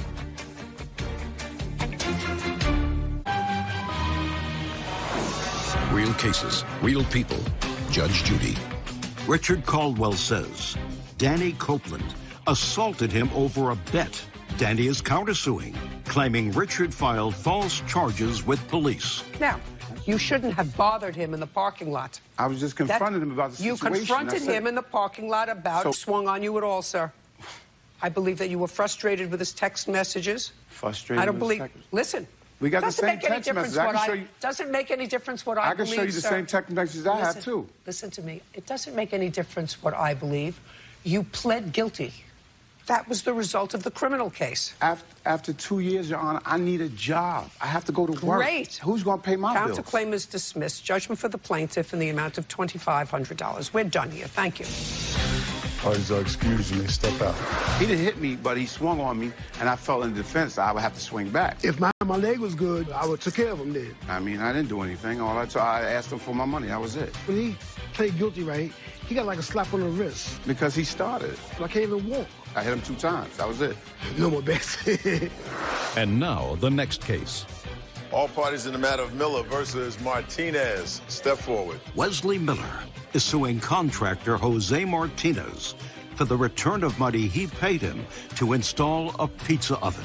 Mr. Miller, you contracted with the defendant to build a pizza oven, an outdoor pizza oven, and do some other work in your house. You gave him a deposit, but very specifically in your contract, something which Mr. Martinez actually acknowledges, one of the conditions of the job is that it be done within a week. That week that it was supposed to be done. The week of the last week in August, starting on the 29th. So it was supposed to be finished on or about September 6th. No, ma'am, September 2nd. September 2nd. Yes, the Thursday of that week. Monday, Tuesday, Wednesday, Thursday. Well, that's not a week. Okay, sorry. That's not a week. And that's what you said in your complaint. You said, I expressed the urgency to him about completing the project within a week. Yes, ma'am. Now, the job was not done within that time. Correct. And you want your money back. Yes, ma'am. I had to hire somebody else to do it and complete it. Now, Mr. Martinez, I read your answer. Your answer says that it did rain during certain... 4 out of the 7 days. But then you said you were admitted to the hospital. Yes. Just a second. On what date were you admitted to the hospital? On the 31st, Your Honor. So what difference does it make if it rained? Well, if you were 4 out admitted of to those 7 days. Just a second. Yes, ma'am. Yes, Your Honor. From the 29th to the 4th or 5th of September, you were admitted to the hospital on August 31st, so it wouldn't make any difference if it was raining or shining or sleeting or snowing. If you're in the hospital, you can't do the job. Correct. Other than that, 1 day. So this emergency that you have that put you in the hospital for 1 day... Hypoglycemia. You came back to work the next day? It rained 4 out of the... 4. Did you come back to work the next day? No, Your Honor. Did you come back to work the day after that? No, Your Honor. Did you come back to work the day after that? No, Your Honor. Did you come back to work the day after that? I called him. Did you come back to work? No, Your Honor. You have to give him his money back. Your Honor, he lied in court and... He lied in court when? Yes, Your Honor. And he kept his Which money. court? Your Honor, he kept his money, and he ended up a week later calling me and that he was going to take me to court, but he lied to you, and he kept his money. There's a stop payment on the check. Just a minute. So... He kept his money. Just a second. So is what you're telling me, Mr. Martinez, that he gave you money by check, but then put a stop payment on the check? Yes, Your Honor. So you actually received no money from him? Yes, Your Honor. Did you receive... No. I did not receive... Did you receive any money from him? No, I did not, Your Honor. Okay. That's very easy. May I see that, please? And where the actual...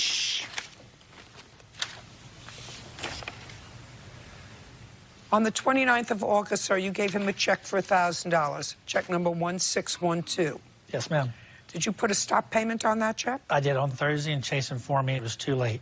It had already been cashed at a local express, and I could not get my money back. So your account was, in fact, the money, Mr. Martinez? PLS. Somebody's got the money, Mr. Martinez. Judge Judy continues in a moment.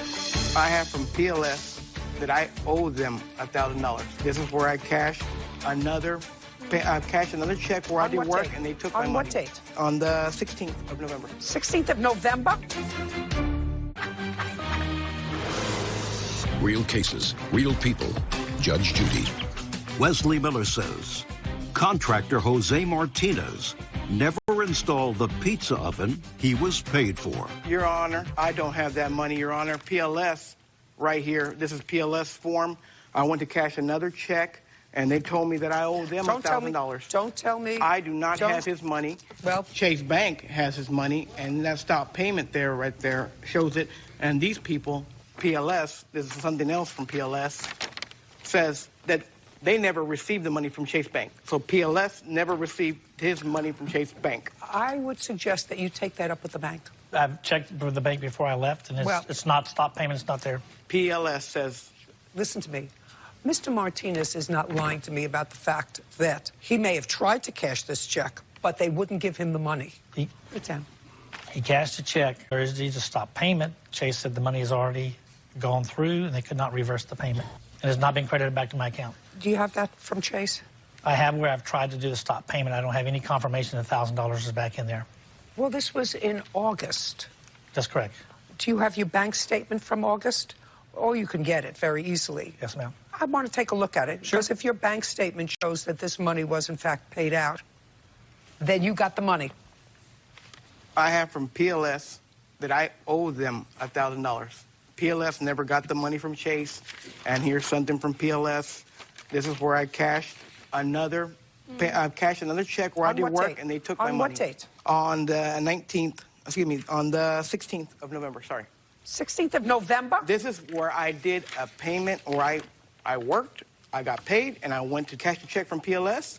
And Mr. PLS Martinez, took you have my to money. return his money to him. Ma'am, I do not have his money. PLS says You they have that never got his statement? money. I'm trying to get to Chase's down right Could now. you do that? Chase never gave the Could money you do to that? PLS. Yes, ma'am, I can try. Your Honor. Great. Chase never gave the money Mr. to Martinez, PLS. I didn't ask you anything. Yes, Your Honor. You want to recall this? Yeah, I All do. right. This case will be recalled. Step out. Just get me the statement showing $1,000 out of your... Judge Judy continues in a moment. Closed captioning sponsored by... Have you been cheated? Go to judgejudy.com. Like us on Facebook and follow us on Twitter. Order.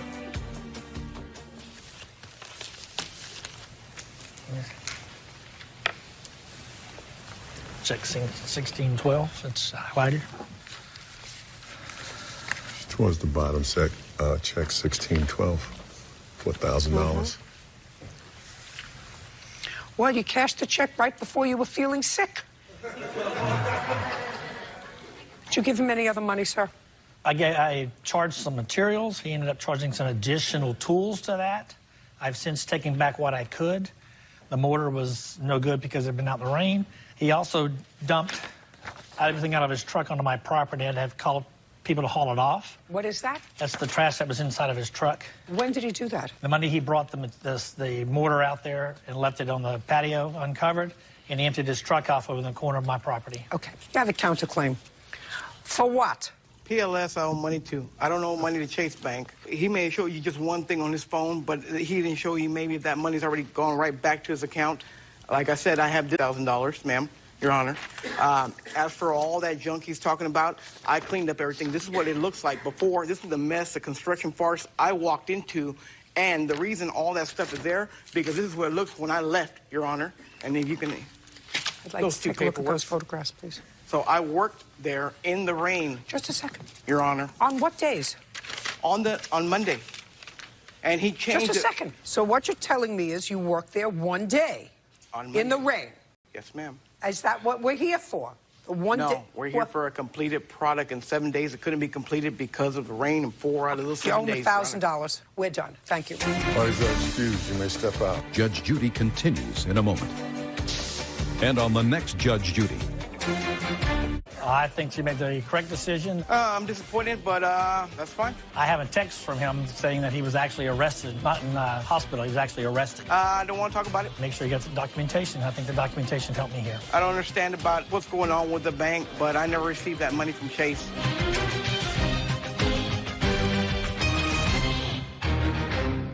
This says cheap ski and zip lines. Well, they falsely advertise. Did these rental cabin owners string her along? When you got there were no zip lines.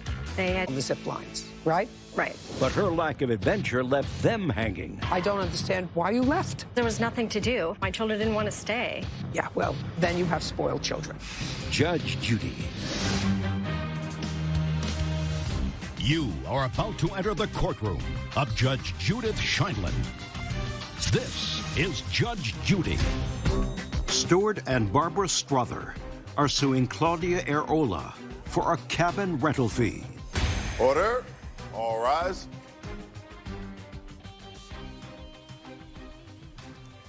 This is case number 367 on the calendar, the matter of Strother versus Areola. Thank you. You're welcome, Judge. Parties have been sworn in. You may be seated. Mr. and Mrs. Strother, you own a cabin. Yes, Your Honor. And that cabin is located where? It's in Wrightwood, California. How long have you owned it? We've owned that cabin for 4 years. Do you have any other real estate in that area? We do. 6 years ago, we bought a cabin that was just our family's little ski cabin, and we rented it out when we weren't using it. And since then, we've invested, and now we have 5 cabins in Wrightwood. Just curiosity. How much does one pay for a cabin? On the low end, when we bought this specific cabin, it was $95,000. The one that the defendant rented? Yes, Your Honor. And you bought that 4 years ago? Yes, Your Honor. The Struthers cabin for what dates? It was for August. What dates in August?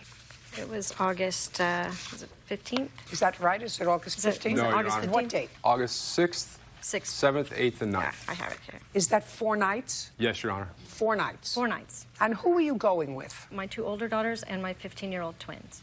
How much was the cabin? Well, the total was $1,200, but that was with the deposit, so. Without the deposit? I think it was $1,042. Is that correct? No, Your Honor. The cabin was $860, and the security deposit was $200. And did the defendant send that to you? $860 and the $200 security deposit? Yes, Your Honor. And you and your 4 children went to the cabin and arrived there on the 6th of August? Yes. So now you have fully paid the $860 for the 4 nights, plus the security deposit. I paid more than that. I have, it was $1,014 plus $200 for a security deposit, which I have here. I'd like to see that.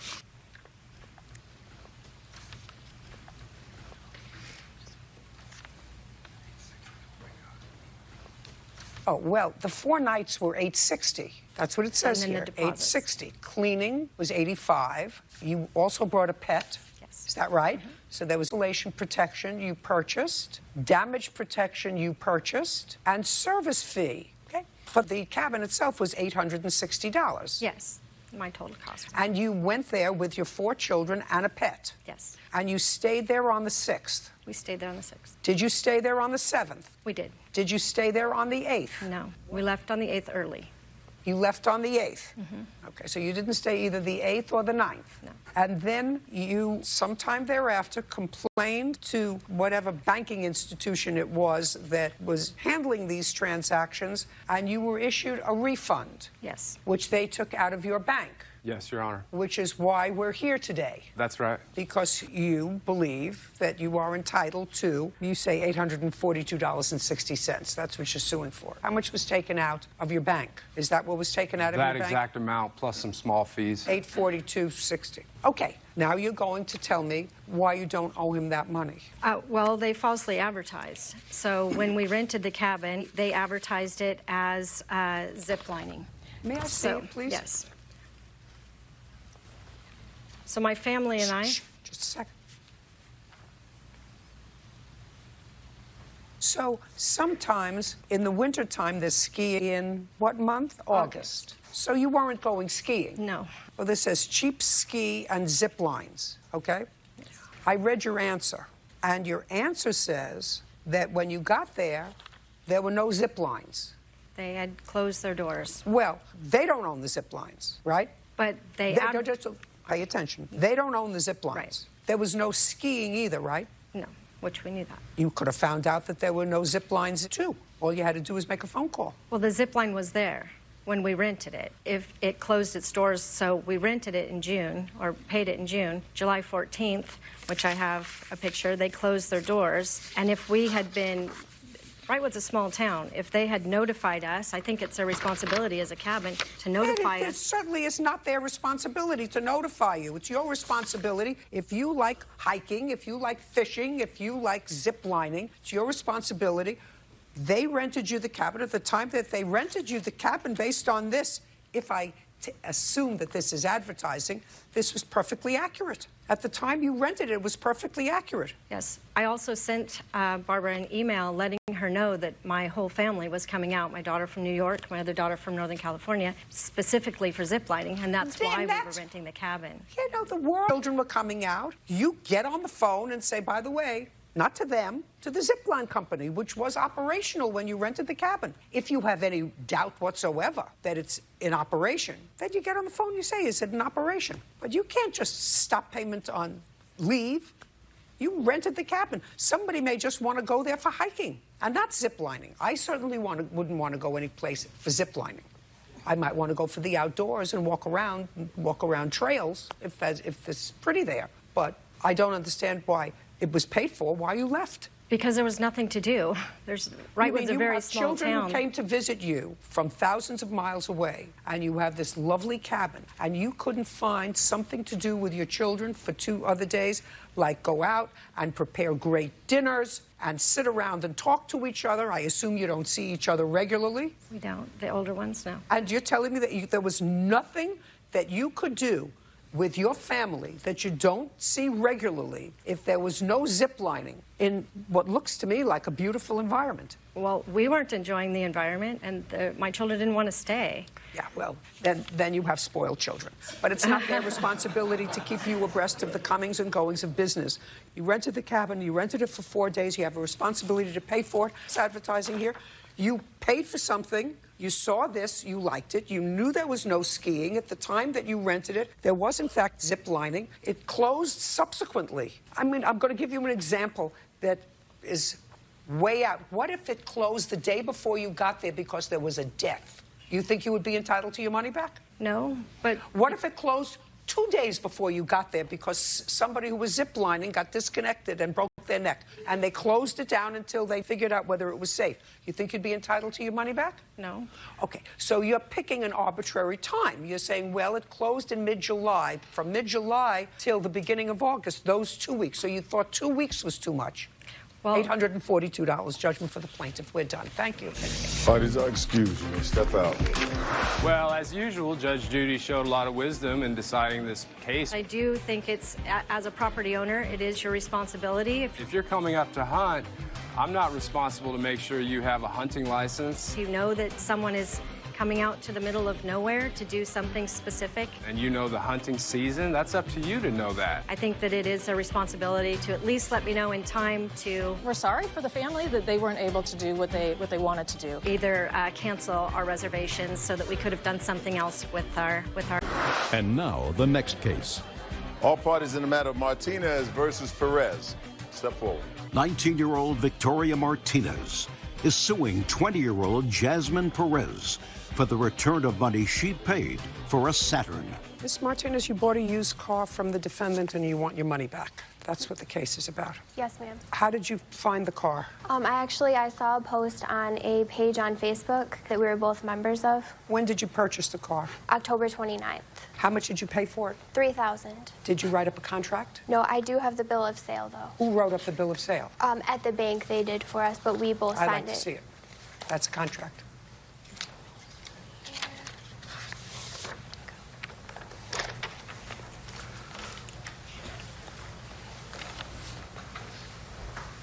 So the car's 10 years old? Yes. Great. So you went and took a look at it and you bought it the next day? Yes. And you took it home on the 29th? Yes. Yeah, but I got and then the what keys. did you do with the car? I took the car home. My neighbor came with me to look at the car. We took it home, and then I had called to find out about getting it registered in California and what next steps we would take to do that. And then we waited a little while, and then we ended up... What do you mean you waited a little while? What's a little while? We waited about, The car was in your possession for 2 weeks? Yes, before we went and Just got a it second. again. Yes. And then you took it to the mechanic? Yes.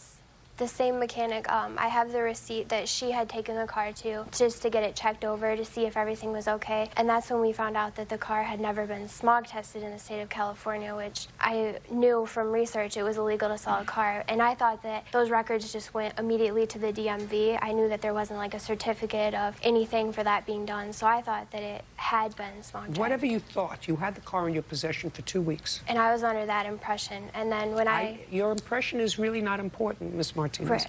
You bought a used car. Right. When you buy a used car, generally you buy it unless there is a guarantee. If you buy it off of a used car lot, sometimes there's a 30-day guarantee or a 90-day warranty. But usually when you buy a 10-year-old car from a private person, you buy it as is. Right. Now, what you do is when you buy a car, if you want to take it to a mechanic to have it checked, you take it and you say to the prospective seller, I'd like to have this car checked by my mechanic before you buy it. You knew enough to take the car to a mechanic 2 weeks later. What were you doing in that 2 weeks? Judge Judy continues in a moment. That's what your mechanic told you. Well, the mechanic actually had told her that, so we can't get the car fixed technically. It will never be permanently fixed. I don't know that. You want to tell me what she's talking about? Real cases, real people. Judge Judy. Victoria Martinez says Jasmine Perez sold her a car with issues. Now, what you do is when you buy a car, if you want to take it to a mechanic to have it checked, you take it and you say to the prospective seller, I'd like to have this car checked by my mechanic before you buy it. You knew enough to take the car to a mechanic 2 weeks later. What were you doing in that 2 weeks? Well, we were waiting to get it registered until my husband got paid again because we spent the money on the car. So we waited, but we had already talked to the mechanic about bringing it in and talked to him about Whether you talk everything. to the mechanic or not, you have to understand what the realities are. The realities are you had the car under your care and custody for a period of 2 weeks. Right. As she says in her response, I don't know what she did with the car in those 2 weeks. I don't know if she drove it. I don't know if her husband drove it. I don't know if anybody else drove the car in that 2 week period. When you gave it to her, did you take your plates off the car? No, I did not. So there were plates on the car, so you could have driven the car. Your husband could have driven the car. She could have driven the car. Who knows what happens to the car in that 2 week period of time? It wasn't the next day that you took it. I got a call from her and said that the car couldn't be smogged. There was a part that was missing. But she said, I don't know what she did with that car in 2 weeks. Right. Neither do I. Well, we had taken it into the mechanic. We found out that it had not... 2 weeks later. Right, that it had not been smog tested and that part was actually discontinued and wouldn't The car be able had to Guam help license anymore. plates on it. Right. But before you sell a car in California, I have the paperwork right here from the DMV that you do have to get a car smog checked, and it's illegal to sell a car that isn't smog tested in California. Where's the car now? It's at home. It's just been parked. We haven't drove it since. Why not? It's not registered, so... Well, you should get it registered. Well, we can't because it's not smog tested. Get it smog tested. Well, we can't get it smog tested until... Because technically it's still in her name, and she was the one who had to get it smog tested. Like, the way that they explained it to us is I had to make sure that it was smog tested before I could register it, but technically, when she sold it to me without it being smog tested, it was an illegal transaction. Ms. Martinez, the defendant will do whatever is necessary to cooperate with you in writing her name anywhere, I assume, to get the car serviced in whatever jurisdiction you choose. It's your car. You have to do whatever is necessary to get the car registered out of her name. Right. Right. Right. I just knew that we couldn't take it in. I wanted to make sure that it was... Should have done that it was before. legal. Right. But now you have it, and you know what you have to do in order to get it done, right? Do you know what you have to do in order to put this car on the road and get the Guam license plates off the car? Yes, I just knew... Your mechanic needs to get a part. Well, the mechanic told us the part was discontinued, which I have the receipt that they actually had told her that. She left me the receipt in the car from the repairs that she had done earlier on, and it said right on there that the part was discontinued, so we can't get the car fixed technically. It will never be permanently fixed. I don't know that. You want to tell me what she's talking about? Judge Judy continues in a moment. There is no requirement that she has to tell you everything wrong with the car. But I would be smart enough. I would say, I want to take it to the mechanic before I give you $3,000. What was your rush? Real cases, real people. Judge Judy. Victoria Martinez says Jasmine Perez sold her a car with issues. Do you know what you have to do in order to put this car on the road and get the Guam license plates off the car? Yes, I just knew... Your mechanic needs to get a part. Well, the mechanic told us the part was discontinued, which I have the receipt that they actually had told her that. She left me the receipt in the car from the repairs that she had done, so we can't get the car fixed technically. It will never be permanently fixed. I don't know that. You want to tell me what she's talking about? When I brought the car back from Guam, I knew it had to be registered because I planned on keeping it. And so I was going to get the check engine light fixed because they couldn't fix it over in Guam. And when I got to the place, to the mechanic that she also went to, they told me it was miswiring, and that's what it was. It's also on the receipt that she has. What was miswiring? I'm not entirely sure. Just something in the car somewhere was miswired, which was why the check engine light was on. And that's what is on the receipt. That's what they told me. The check engine light was off, and then I think like 3 hours later it came back on. I called the guy at the mechanic store. He said that we probably just didn't clear it out all the way, so to take it back. I never got around to doing that. I was driving my husband's car, and I just never did it. And then I sold the car to her. I told her beforehand the check engine light was on, and it was still registered in Guam, that she would have to fix those things. Well, I also said I would go get it checked for her that week, but she came over, I think it was like on a Saturday or something, so I couldn't go. I said I would do it that week. I have proof of those messages. Can I see the Yes, messages? you may. Did she offer to go to get the check message light fixed with you? She told me that all I had to do was take it in and get it checked, and then Did it she would be offer fine. to go with you the following week? No, she didn't offer to go with me. She had mentioned that if she have the said messages that there was something wrong, that she could get it checked. The only but- thing wrong with it is the check engine light is on. Right. I was told it checked again for you to be sure. But on the Just a second. Okay. So she told you that the check engine light was on, and she said, I can go next week. But she didn't advise me. I have the receipt from the mechanic that was in the car when she sold it to me, and she did not advise me that it says right on here that they told her that the evap value line was messed up and that that's a non-replaceable part. So? She just never informed me of that, and that's there is no requirement when you are selling a car to a private person, Miss Martinez, that she has to tell you everything wrong with the car. Right. But I would be smart enough if the check engine light was on in the car, and she told me that before I bought it. Right. I would say I want to take it to the mechanic before I give you $3,000. What was your rush? Because me and my husband both have jobs working full-time at different places, and when we moved out here and we only had the one vehicle, and I was actually just beginning to start my new job, so I needed a vehicle to get to work also. Just a second. So the rush was on your part. Right. I just had asked her. The rush was on your part. Right. Judge Judy continues in a moment. Closed captioning sponsored by. Are you the victim of a scam? Go to judgejudy.com. Twitter. But 2 weeks then, based upon what you just told me, you drove this car. No. We didn't drive Miss Martinez, you just told me that the reason that despite the fact that she told you that the check engine light is on the car and I can get a check next week for you, you insisted on buying the car that day. And you just told me that you had to buy it that day because you and your husband came here, you both had jobs, you only had one car. Right. Now you have two cars because you bought her car, which means either you or your husband drove this car for 2 weeks before you took it to the mechanic. No, I was saying I had just got offered that new job. I hadn't started my job yet. I had just got offered it. Then so you should have taken the car yet. to the mechanic before you bought it. You don't have a case. It was just, I know that it's illegal to sell a car You don't in have a California. case. And she had told me it was smog checked. You don't have a case. Okay. We're done. Thank you. Excuse me, you may step out. Judge Judy continues in a moment. And on the next Judge Judy.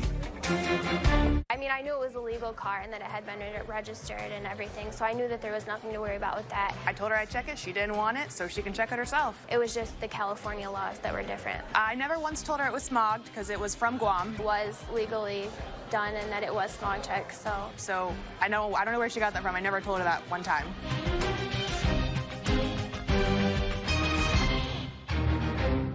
It was nearly lights out until their daughter stepped in. You opened it up in your name because it had been closed in their name? Both of them had debt in their name. But with utility bills still not paid up. I found out that it was about $1,800. I shut it down. How did they stay powered up? Did your mother open up the account again? Yes, she did. She closed the account. It was reopened. How? Judge Judy. You are about to enter the courtroom of Judge Judith Scheindlin. This is Judge Judy. 22-year-old Amber Evans is suing her parents, Jacqueline Whitmore and Alan Evans, for unpaid utility bills and for ruining her credit. Order. All rise.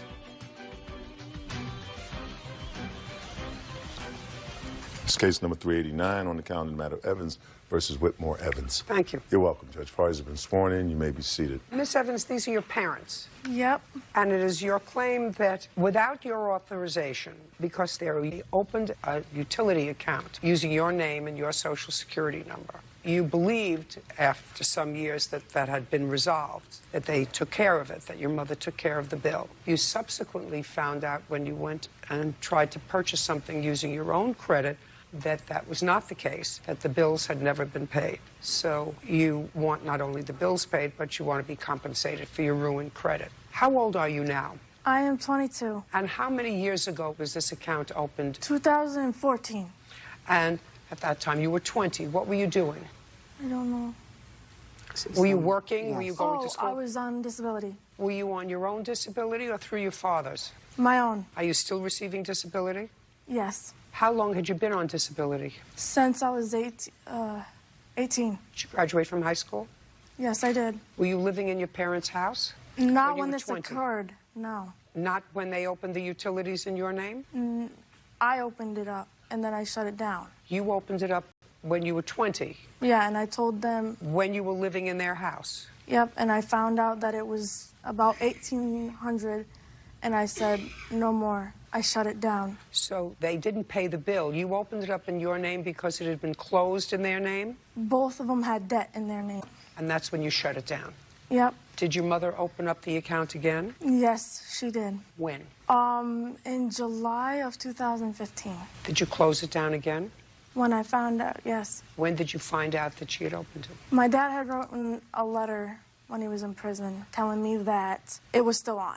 Did you write her that letter? Yes, I did, Your Honor. Tell me why you wrote her the letter. Because me and my wife wasn't getting along at the time, and I didn't want her bill to get any higher, so I thought... So you knew that your wife had opened it without her authorization? No, she had her authorization. The second time? It was never opened the second time. It was never closed. It was never shut down. Your Honor, yes, it was. It was never shut down. Do you have proof that it was closed once? Yes. I'd like to see it. This is... that.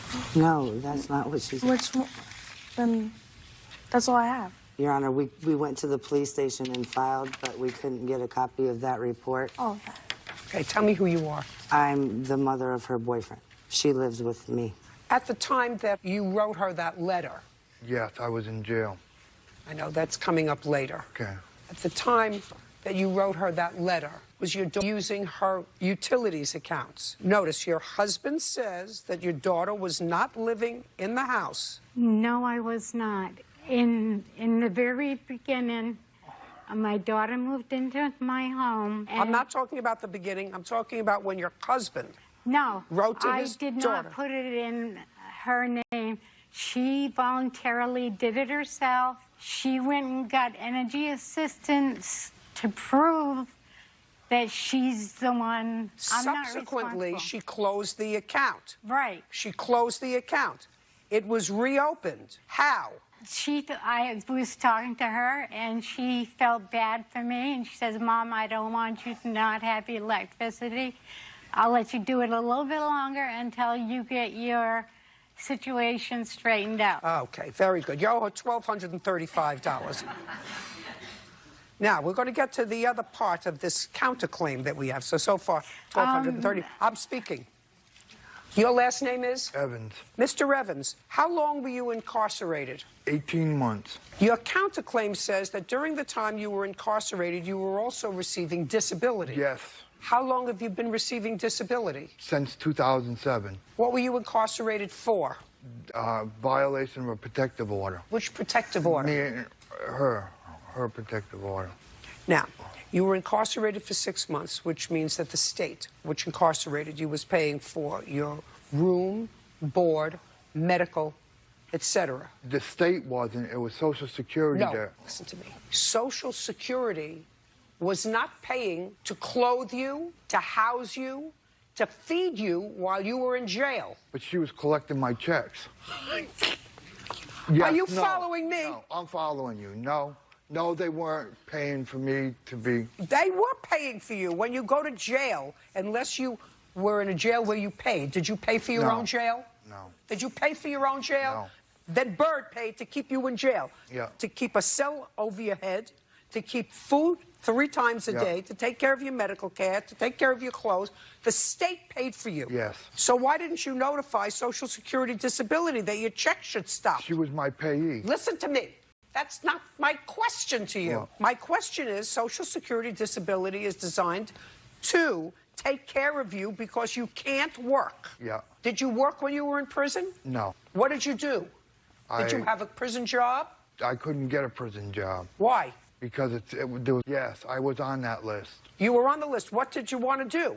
I wanted to do the washing of the floors, sweeping, and stuff like that. Well, why can't you do that when you're out? Huh? Why can't you do that when you're out?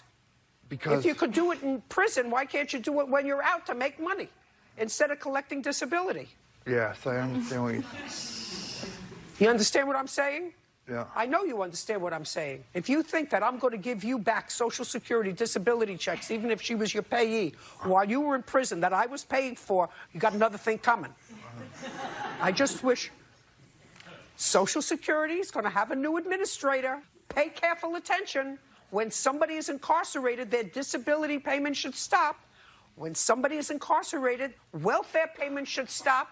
When somebody is incarcerated, foster care payments should stop. We don't have to pay twice or 3 times. Once is bad enough.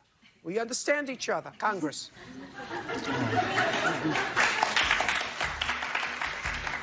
Judge Judy continues in a moment. I had received a small inheritance, and she asked me if she could borrow $500. For what? She didn't give an explanation. No, I would have said to her as her mother, what do you need 500 things in? I did not. Who helped you move your things in? A co-worker of mine. She was actually, it was a female who actually moved my things in with me. Like, yeah. Do you Is this the understand? truth? Your lawsuit's going nowhere. Real cases, real people. Judge Judy. Amber Evans says her parents, Jacqueline Whitmore and Alan Evans, owe for utility bills and ruined credit. The defendants are countersuing for an unpaid loan and stolen money. No, so you're not getting any money back. I don't care where your money went for Social Security. It's bad enough that you got it. I'm certainly not rewarding you by giving it back to you while you were in jail. Next is your claim, madam. Pay careful attention. It is your claim that you loaned your daughter $500. Correct. Tell me, when you loaned her $500 and the circumstances surrounding you giving her $500. July 16th.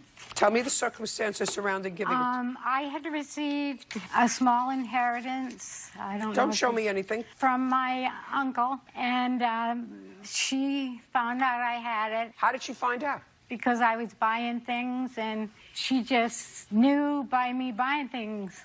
What were you buying? I bought a TV. I was putting money into my car to fix an inheritance. Yes, after a while, You told her. Okay. And she asked me if she could borrow $500. For what? She didn't give an explanation. No, I would have said to her as her mother, what do you need $500 for? Well, I didn't. What did you need $500 for? That honestly is a lie, Your Honor. What's a lie? The amount that she's telling you. What was the amount? It was probably like $20, and that wasn't. She gave it to me. You mean she gave you $20? Yeah, that was. How much do you collect from Social Security disability?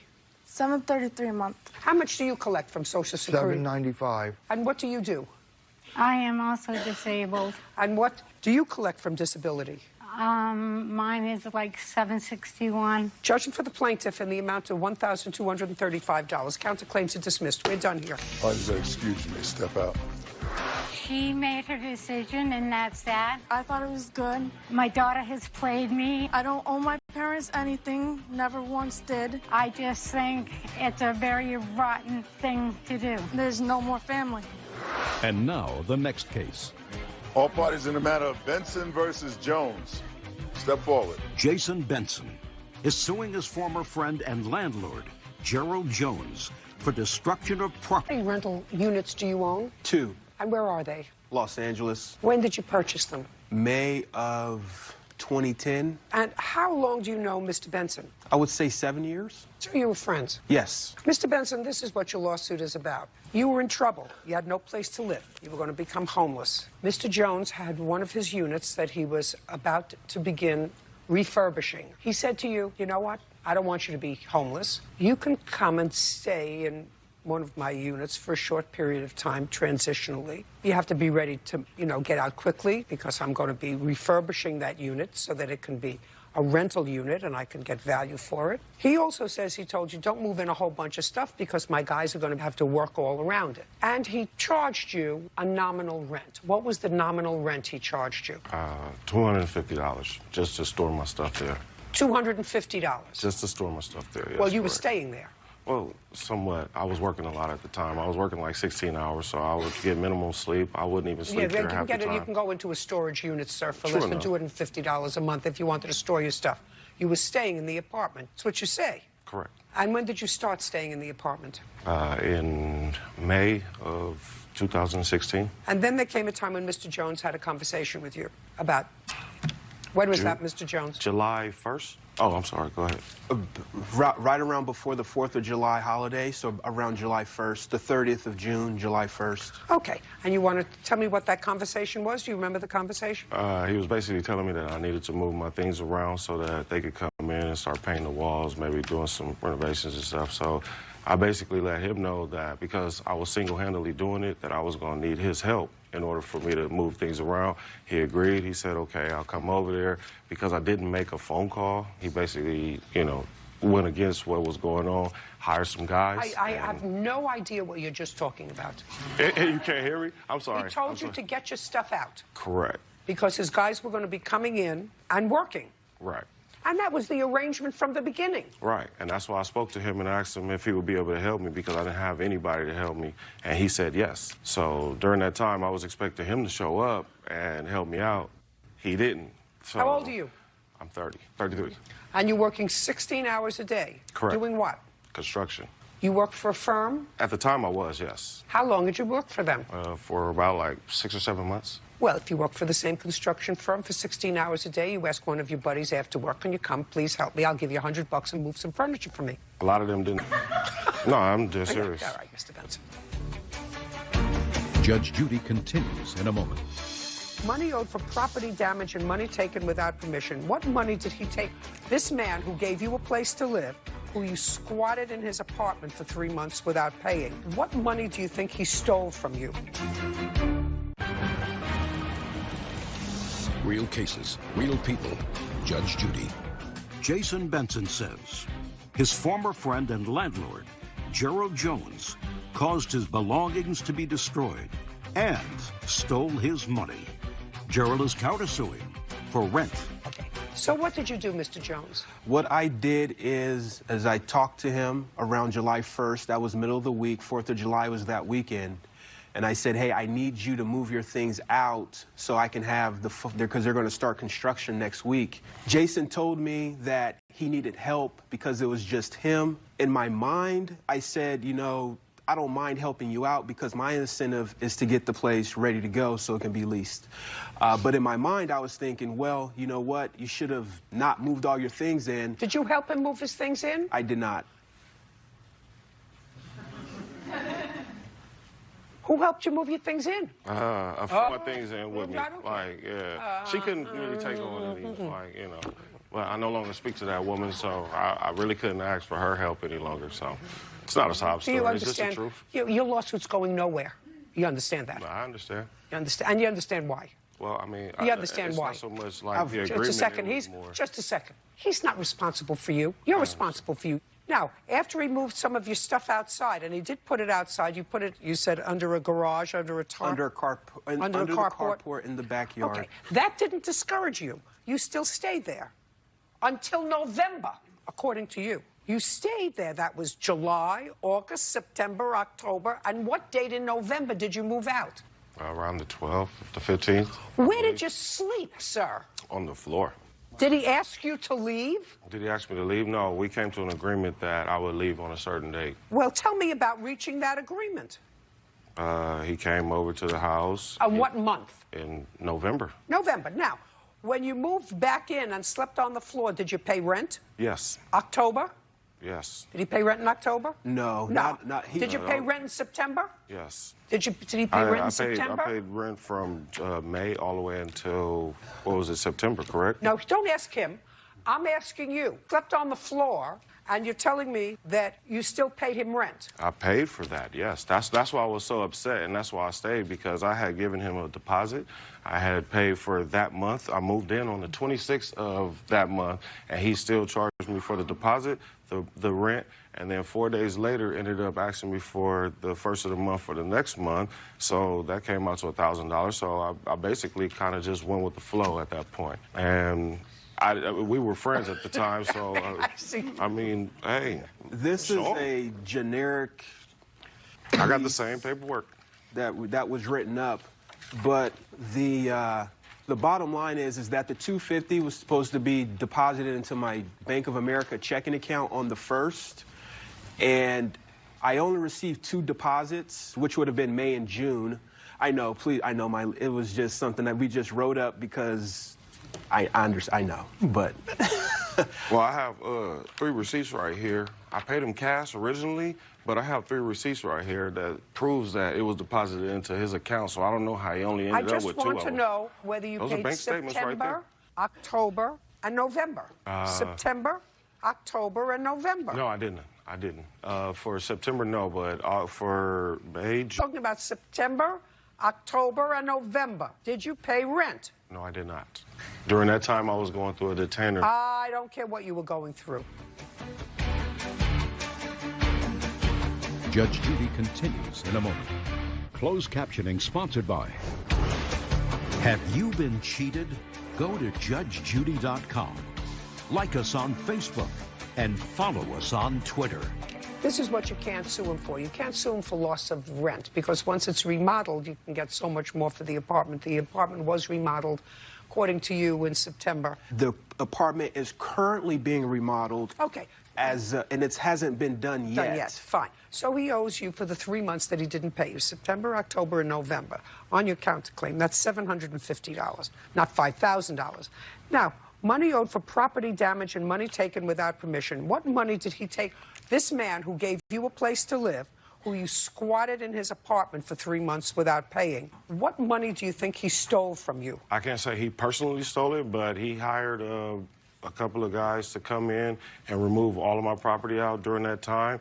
They were going through personal property. I had a shoebox full of money that had $3,100 in there first off, and I have pictures to prove that my property was thrown outside at 7 o'clock in the morning, 7 o'clock at night. You have no case. You're a complainer. Excuse me? You have no case. Judgment on the counterclaim for $750. Your case is dismissed. We're done. Thank you. Parties are excused when they step out.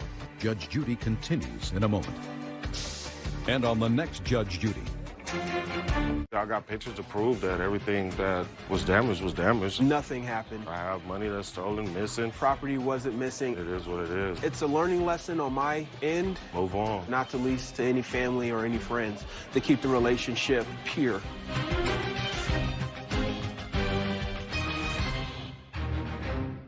He purchased your building? In the process. The judge offers some free advice. I'm a lawyer. You're not a lawyer, right? Correct, Your Honor. You need a lawyer. After getting a bad vibe from this buyer. There's a smugness about you that I'm finding irritating, sir. I believe it. If you know that you're smug, then a normal person tries to change it and not bring it in front of 10 million people looking like a schlemiel. Judge Judy. You are about to enter the courtroom of Judge Judith Scheindlin. This is Judge Judy. Donald Watson is suing his former tenants, Ray and Becky Smith, for unpaid rent. Order. All rise.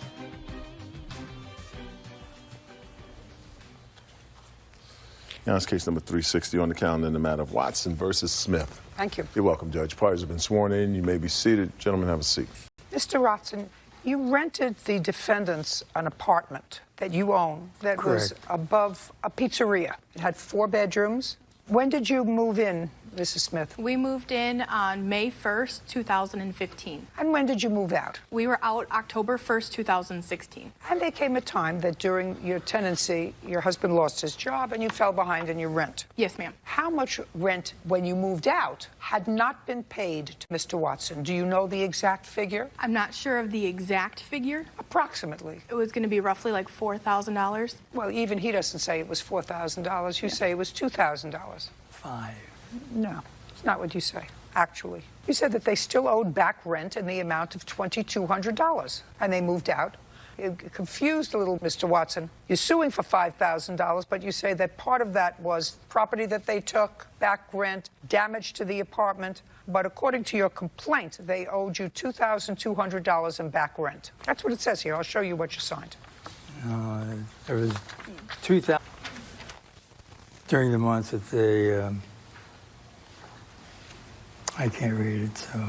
Well, they acknowledge that they owe you that much. Okay, so Well, what is your defense for the money that you owe your landlord for back rent? He was forgiving. Yes, ma'am. Okay. So when Brandon asked us to leave on August 9th, I have text messages from him that he sent to my husband, Ben, that stated he had covered all of our back rent. Who had covered all your back rent? Brandon. Because he was buying the building. That would be you?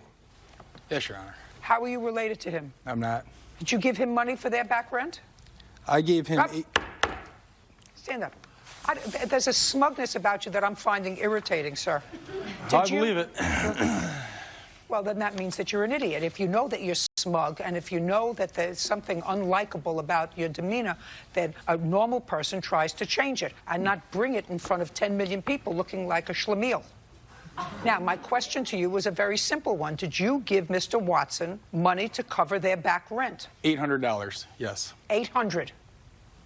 Did this gentleman who purchased your building, he purchased your building? In the process. He's in the process of doing it now? Do you have a lawyer in that purchase? No. You're doing it yourself?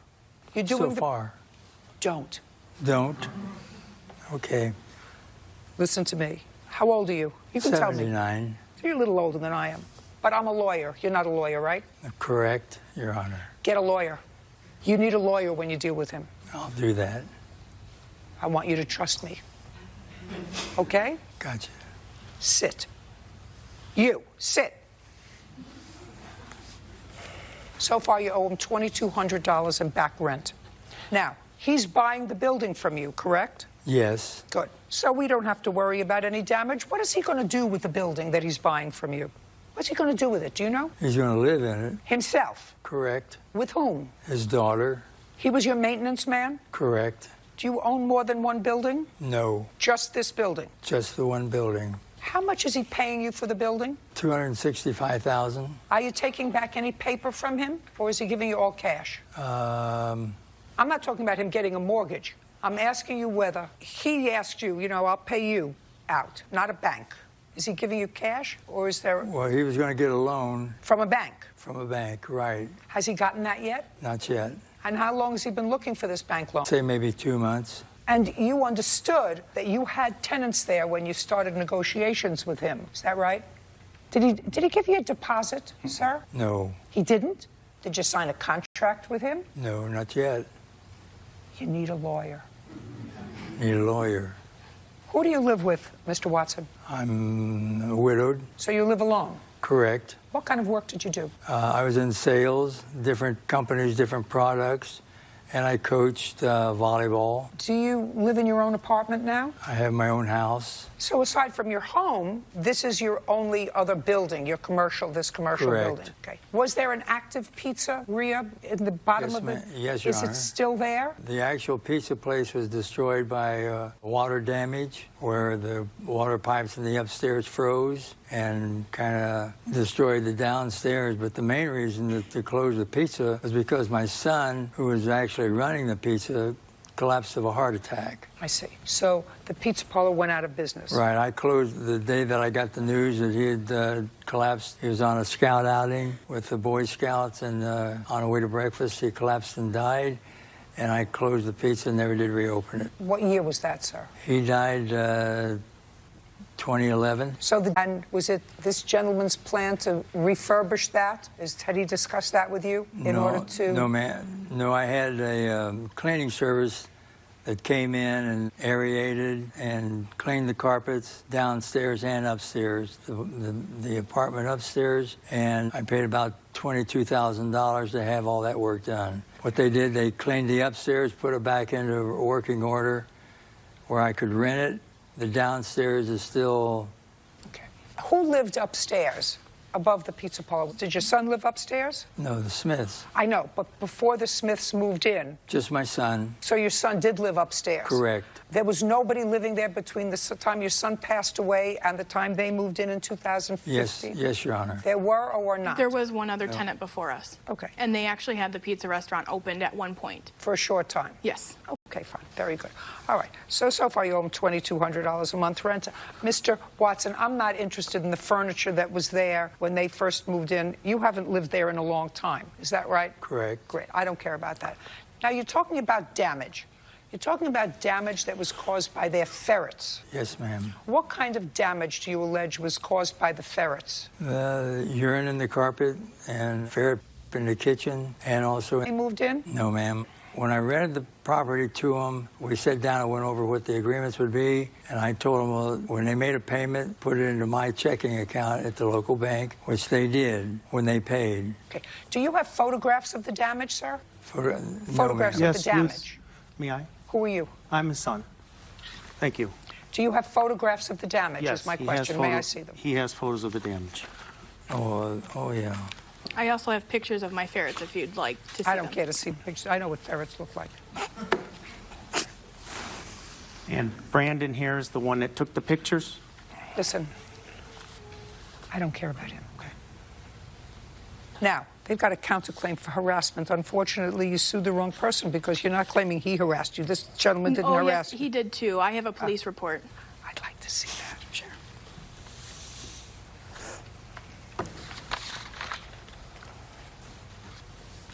What's this a picture of? That's a footprint, just to show... You could return these to the plaintiff.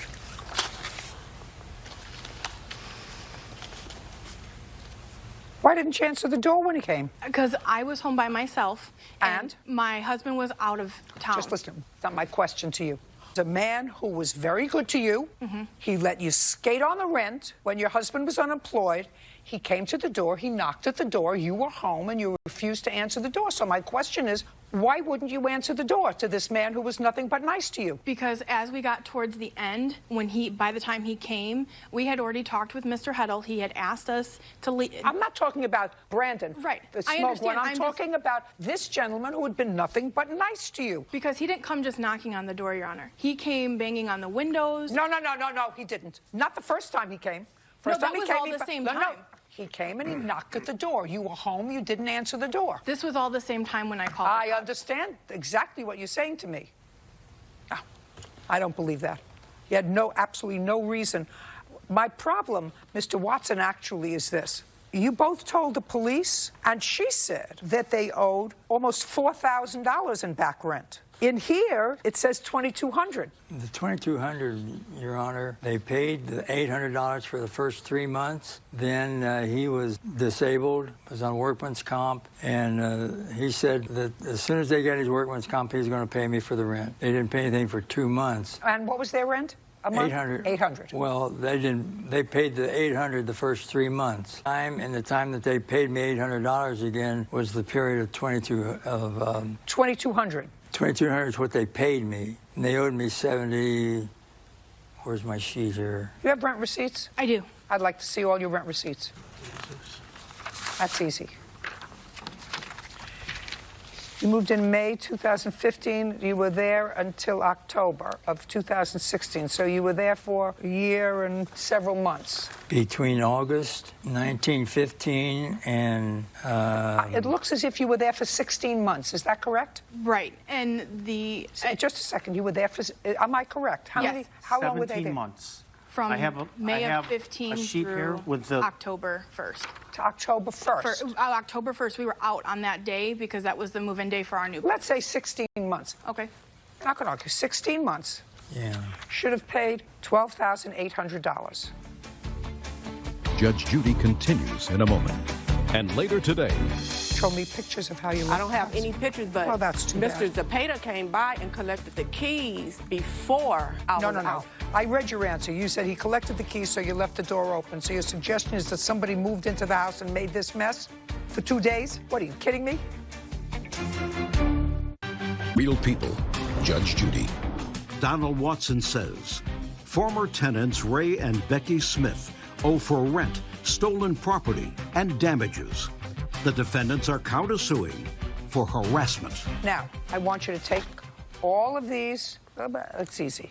1, 2. With all the receipts and stuff, it was like 42 was the total that we were behind. 42? Yes, ma'am. Okay, well, that'd be right, 42. And when my husband got employed again in March, I spoke with Mr. Watson every single day, or every single month, I'm sorry, and told him, you know, if we were behind or not, and what we were planning on doing, so he knew ahead of all of time. I don't care what he knew. Don't tell me what he knows. You owe him $4,200. Judgment for the plaintiff. We are done. Thank you. Parties are excused. You may step out.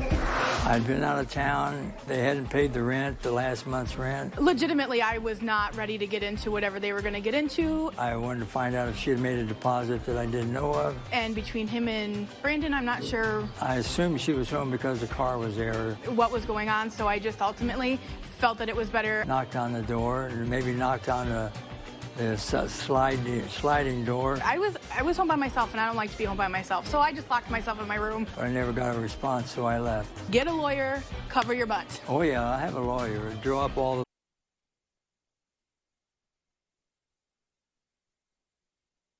and everything. But it's done. I'm years. Yes, Your Honor. 3.5. 3.5 to be exact, yes. And in the last part of the tenancy, it was a month-to-month tenancy? Yes. It is your claim that when she moved out, either she or other people who lived with her trashed the house? That is correct, causing a yes. substantial amount of damage. You want her to be responsible? Yes. She said whatever damage there was normal wear and tear on the house? Correct. Okay. Did you give Mr. Zepeda notice that you were moving out? Yes. You did. When did you tell him? It was a verbal verbal notice. Notice. When did you tell him you were moving? When he came to collect September's rent, I told him that I was going to be moved out by October 1st. Okay. Were you out on October 1st? I was not out on October 1st. Did you pay October's rent? No, I did not. What was your rent? $1,200 a month. On what date did you move? The 7th. So you owe him October's rent? For the first week. No, you owe him October's rent. If you're supposed to be out, if you're a month-to-month tenant, you have to be out the first of the month. Otherwise, you owe the month's rent, not a week. Judge Judy continues in a moment. Is this what you consider normal wear and tear? Sure. Don't leave a place like a pig. Pigs don't live in houses. Real cases, real people. Judge Judy.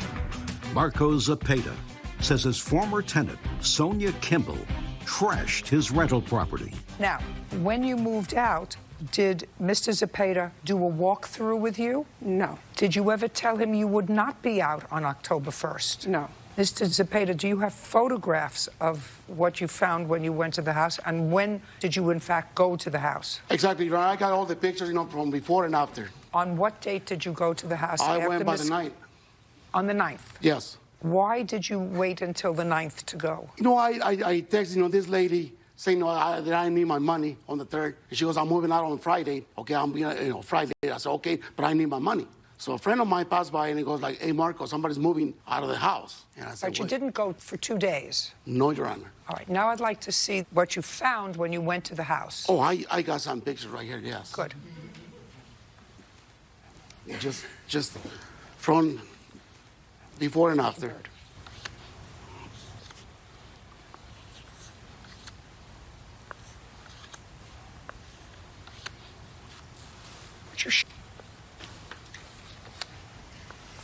This one as well, Bird. Thank you.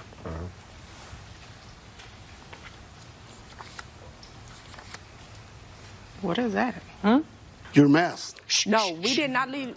I did not leave the house like that, Your Honor. No, I did not. Well, let me ask you this question. These are living items. These aren't trash that somebody brought in. This is stuff that somebody didn't want.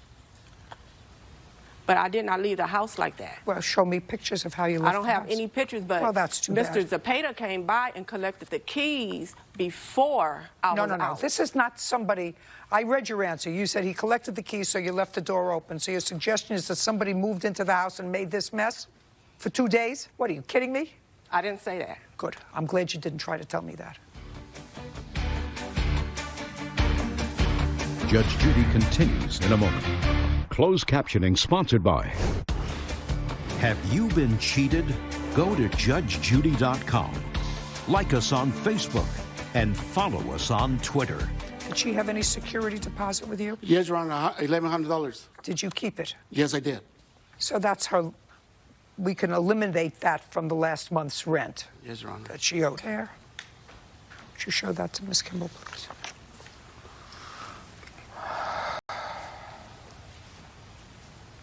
Sure. It is? Sure. That's what you consider normal wear and tear. Is that right? But, Your Honor, I'm not even showing you the pictures of the broken doors and the holes in the walls. But, Your Honor, and this trash. Here's the thing, though. My brother-in-law was going to fix the things that was damaged, and he talked to Mr. Zabeta about it. Judgment for the plaintiff in the amount of $5,000. Don't leave a place like a pig. Pigs don't live in houses. Thank you, That's Your all. Pardon your excuse, you may step out. Judge Judy continues in a moment. And on the next Judge Judy. Well, I love it. No, I'm glad it's all over now that I got some of the money back. I didn't agree with it. Because I spent almost $17,000 in my house. Because he wasn't telling the truth. To put it back together again. Because if he would have let my brother-in-law fix the repairs, then we wouldn't be here. He wanted money, and that's all he wanted. And he goes like, hey, my name is Anthony, and, I can fix your house. Because if somebody come in and say that they're going to repair what needs to be repaired. I said, who are you?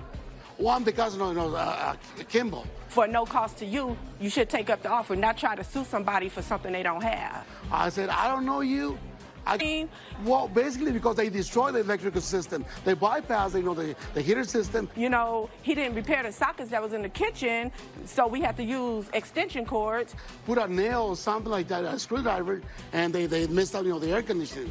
And stuff like that. He didn't do right by us living there almost 4 years. Okay, so yeah, basically that's why I went back and fixed it. They did it again. Because he want money. He's all about money. I mean, she was lying all the time. Because he came in periodically, he never said nothing about anything. It wasn't that we were just living there and we never seen him. And the way she made, she broke my house and destroyed the whole thing in my house is not right.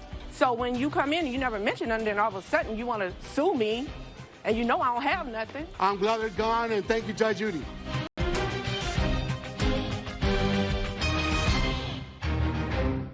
I caught her in bed with another guy. Well, that's sort of interesting. He says it wasn't the first time for his two-timing ex. Every time she got caught doing something, she would pretty much buy my love. Then did she turn the tables on him? Saying that I use women, I have unprotected sex with everybody that I come across with. I'm not going to ask you about this unprotected sex. It would be TMI for me. Judge Judy. Courtroom of Judge Judith Scheindlin. This is Judge Judy. Julianne Morin is suing her ex-boyfriend, John Barnes, for an unpaid loan to buy a motorcycle and pay for legal fees. Order. All rise. This is case number 379 on the calendar in the matter of Morin versus Barnes. Thank you. You're welcome, Judge. Parties have been sworn in. You may be seated. Ms. Morin, it is your claim that while you were dating Mr. Barnes, you made two loans to him. One was to purchase a motorcycle, and the other was for some legal fees that he incurred when the motorcycle was impounded for some reason, which you will explain to me. While Mr. Barnes acknowledges, I believe, that you gave him money for the motorcycle, he says it was just that, a gift, as well as the legal fees. So I'm going to start with you, Mr. Barnes. How old are you, sir? I'm 33. What do you do for a living? I'm a physical therapist. You work independently or through a company? I work for a hospital. How long have you worked in that I've field? been in the physical therapy industry for about 3 years. Were you ever living with the plaintiff? For about a month, yes. When? What month? The end of July, July 31st, I want to say to about August 15th or 16th. Well, that's 2 weeks. Well, it seemed about a month. It was probably about 3 weeks. I would say I moved out the 21st. It was a Saturday. And what day did you purchase the motorcycle? August 19th was the day that we purchased the motorcycle. Okay. Well, then you didn't leave on the 15th of August. I moved out before we had purchased the motorcycle. Tell me why. I caught her in bed with another guy. Well, that's sort of interesting. Then why was the gift, do you believe? Because pretty much every time she got caught doing something, she figured she would pretty much buy my love. The reason she bought the motorcycle is because I was taking care of my mom. She was just getting over cancer, and I had quit my job. And I didn't have a job. I was doing personal training at the time. And she was like, come over to my house. She lives in Rockland. I live in Oak Grove. It's about a 40-mile commute. And I was like, I just sold my car for my mom's medical bills. I don't have a car. She was like, she had got tired of me lifting back and forth to her house. So she was like, I know... Try at age 33 to eliminate the word like from your vocabulary. I apologize.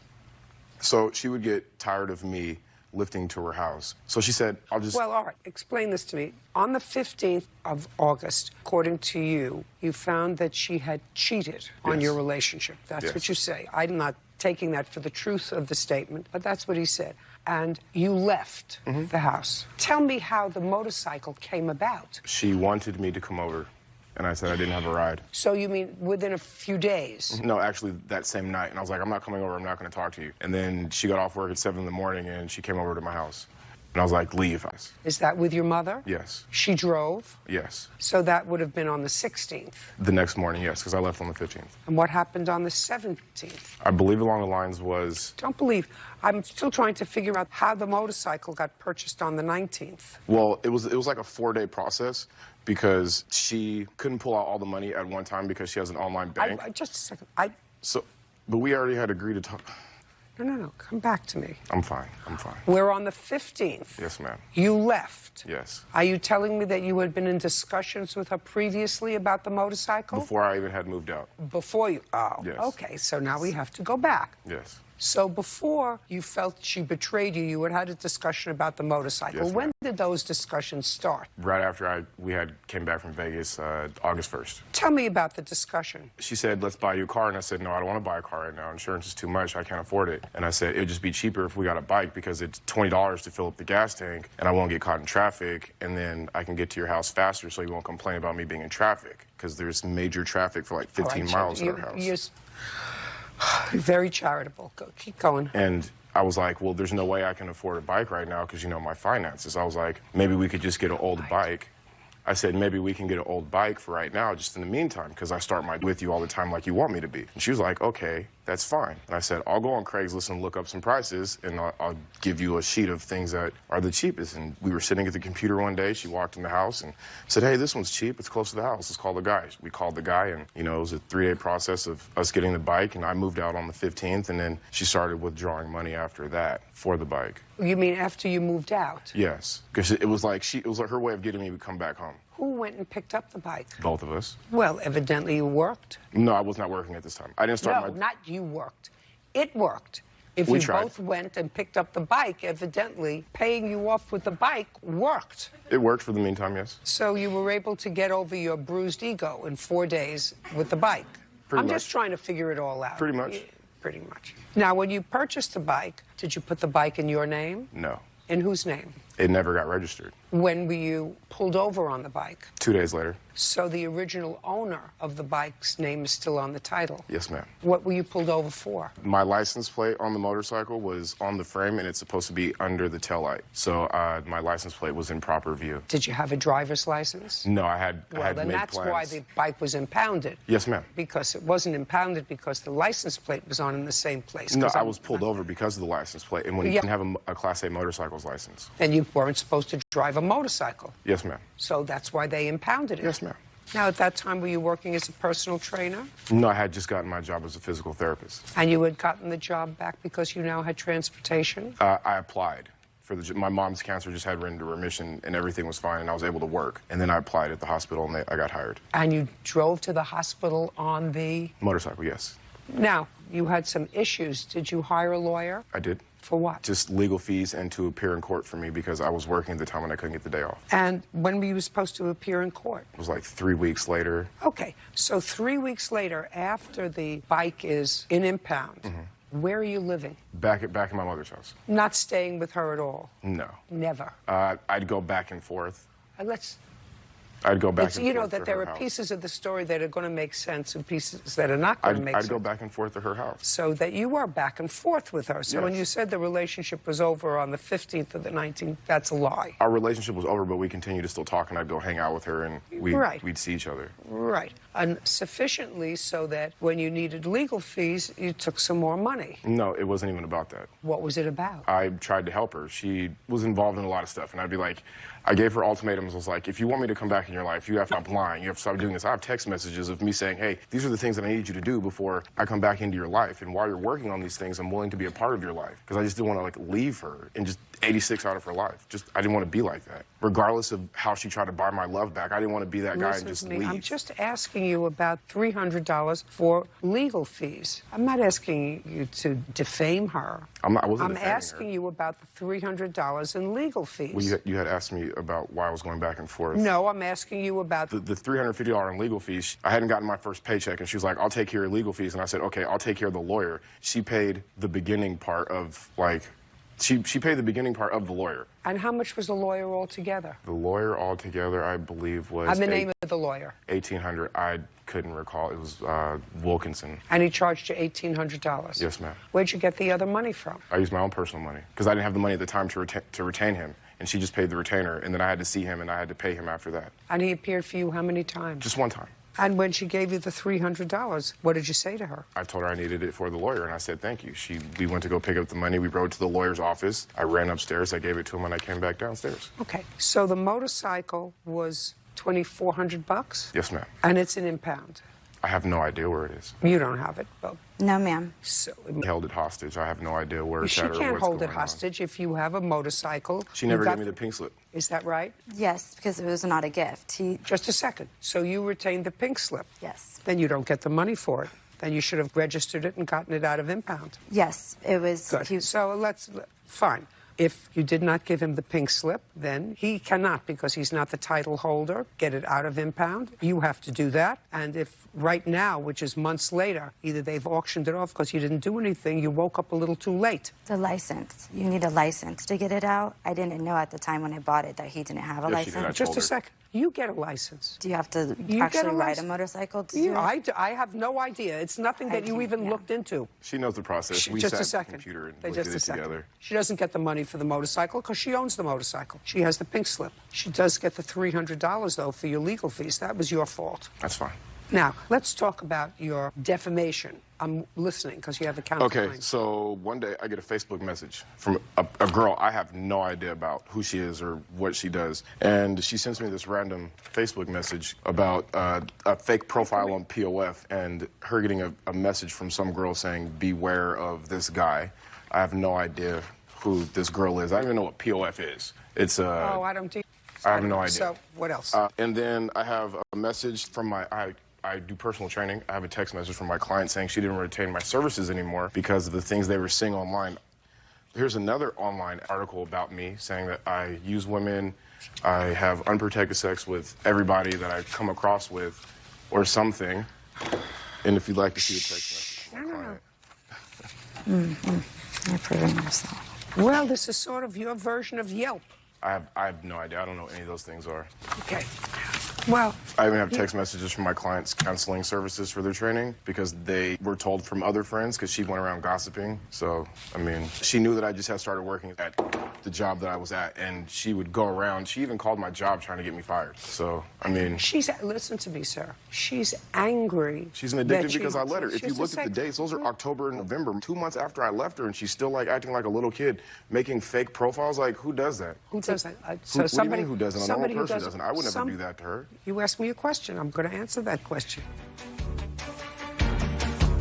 Judge Judy continues in a moment. I wanted to warn other women. I really did want to warn other women. You don't have to be on a mission. Understand? Yes, everything that he said is a lie, and I have proof everything that he said. Just a second. Well, honestly, Your Honor, No, don't honestly. Did you get a refund back on your taxes for last year? No, I did not, ma'am. Did you tell her you were expecting it? No, I did not. That is a lie, Your Honor. Real cases, real people. Judge Judy. Julianne Morin says ex-boyfriend John Barnes owes for loans. John is countersuing for defamation of character. Listen to me, sir. She's angry. She's an addicted because I let her. If you look at the dates, those are October and November, 2 months after I left her, and she's still, like, acting like a little kid, making fake profiles. Like, who does that? Who does that? What do you mean who doesn't? A normal person doesn't. I would never do that to her. Somebody who doesn't have anything better to do does that. Somebody who has no life does that. I wanted to warn other women because I really did want to warn other women. You don't have to be on a mission. Well, You don't have to be on a mission because there will come a time when somebody will say to you, you've crossed the line. Do you understand? Yes, everything that he said is a lie, and I have proof everything that he said. Just a second. Yeah. You're not entitled to the money for the bike because the bike is yours. You have the pink slip for the bike, and you were the only one who could get the bike out. He cannot get the bike out, and I don't know why you're, but he did not have the power to get the bike out. You did.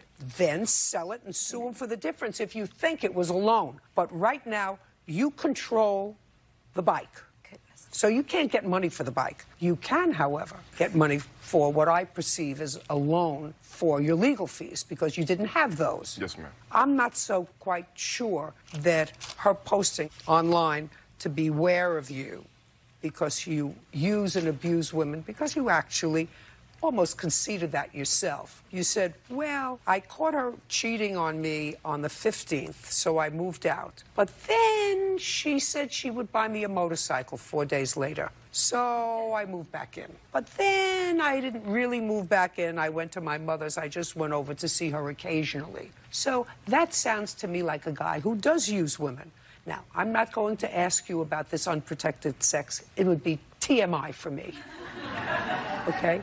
Only you know that. Roger. So your counterclaim for defamation is dismissed, judgment for the plaintiff in the amount of $300, and we are finished. Ma'am. We are finished. Parties are excused. You may step out. I'd catch her cheating, and that's the way she'd buy me back. She'd be like, okay, well, I have found since that he has done that too. let's go shopping today, and then after shopping, He's going to continue to do it. she knows she was in the wrong for trying to slander my name, and she was just mad. I honestly did that because to warn other women. She was just being vindictive. I mean, at the end of the day, I'm just glad it's over. There's bad guys out there. Don't believe everything they say. There's no plan with her. She's 86. She's something I used to know. Don't give a guy money, ever. And now, the next case. All parties in the matter of McCraney versus Dykes. Step forward. Destiny McCraney is suing her ex-boyfriend, Gary Dykes, for an unpaid loan to fix his car. Mr. Dykes, how long were you and the plaintiff dating? 4 or 5 months before we moved in together. And how long were you living together? 8, 9 months. In what month did you move in together? Do you remember? It was back in January. Of this year? Yes. And in what month did you give him $1,800 to buy a car? The beginning of May. And in what month did you move out? Somewhere around June. So the next month? Yeah. And you used the $1,800 that she gave you in May to buy a Car. Why didn't you use your own money? To be honest, Your Honor, I didn't have the money at the time. If you didn't have the money, tell me what you said to the plaintiff. I'm guilty of is taking advantage of a friend. How did you take advantage of your friend? Not her. Who? Honestly, it wasn't nobody, ma'am. Well, that's what you wrote.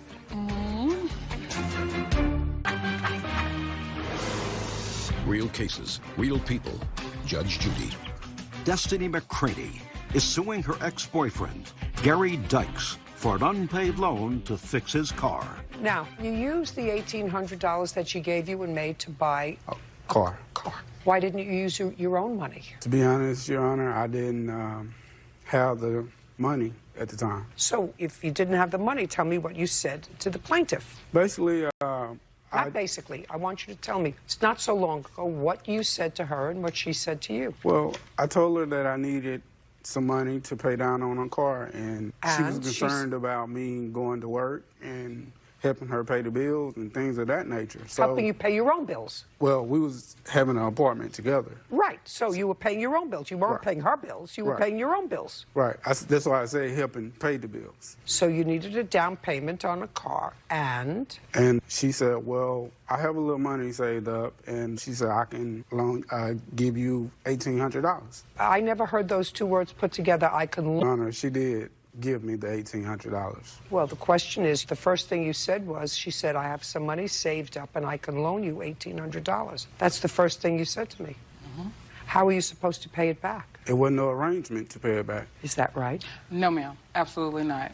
He was supposed to pay me back out of his tax return. Out of his tax return that he was getting the following year? No, this year. Well, you gave him the money in May. He had already gotten his tax refund back. No, ma'am, he has not. He didn't? No, ma'am. He's just getting his tax refund back. When? When are you getting your refund back? Well, honestly, Your Honor, No, don't honestly. Did you get a refund back on your taxes for last year? No, I did not, ma'am. Are you expecting it? No. Did you tell her you were expecting it? No, I did not. That is a lie, Your Honor. Yes, he did. That's the only reason why I loaned it to him. I don't have no money just to give nobody.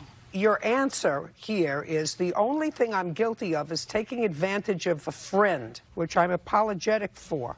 How did you take advantage of your friend? Not her. Who? Honestly, it wasn't nobody, ma'am. Well, that's what you wrote. Mm-hmm.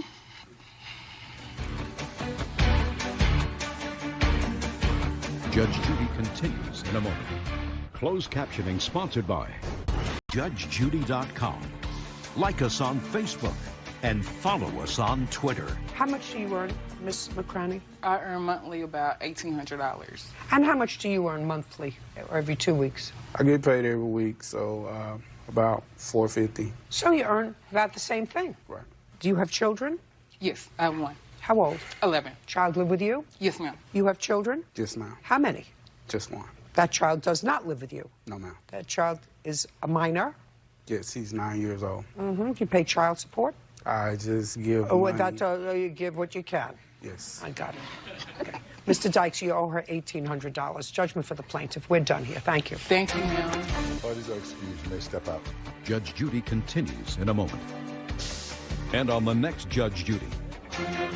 I was trying to help him get a car so he can get back and forth to work. She actually gave the money to me, sir. But that didn't work. We was dating. I mean, because if she needed money for a car, I would have gave it to her. He wanted to do what he wanted to do with his money and don't pay back his loans. So that's what it was all about, the money. The bank is closed. No more loans out to nobody. Money and love don't mix.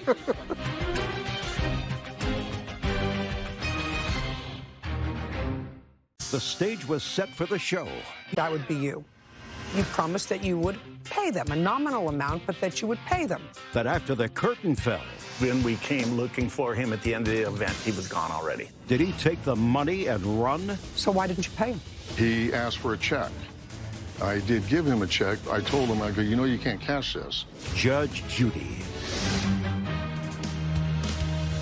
You are about to enter the courtroom of Judge Judith Scheindlin. This is Judge Judy. Singer Brent Payne and sound tech Paul Pierce are suing Rob Almanza for failing to pay for a performance at a benefit. Order.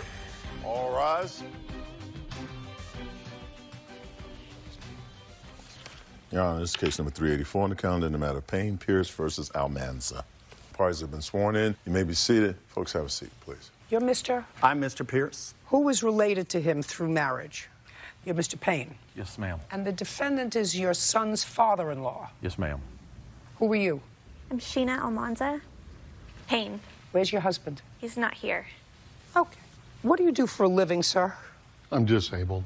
Tell me what you do with these charity events. Well, my charity is called Lone Rider Charity. About 6 years ago, I designed a coin. I came up with this ideal that I wanted to have a special way of thanking our veterans. So I just designed it, and I started having it made, and I've now thanked over 7,000 veterans with it, along with police officers and firemen. You sell these or trade them for money? Absolutely not. Well, what do you do with the coins? When I see a veteran, I go up to them and I present myself. I let them know that I do this in memory of my father, and I have a special way to thank them, and then they usually... Who pays for the coins?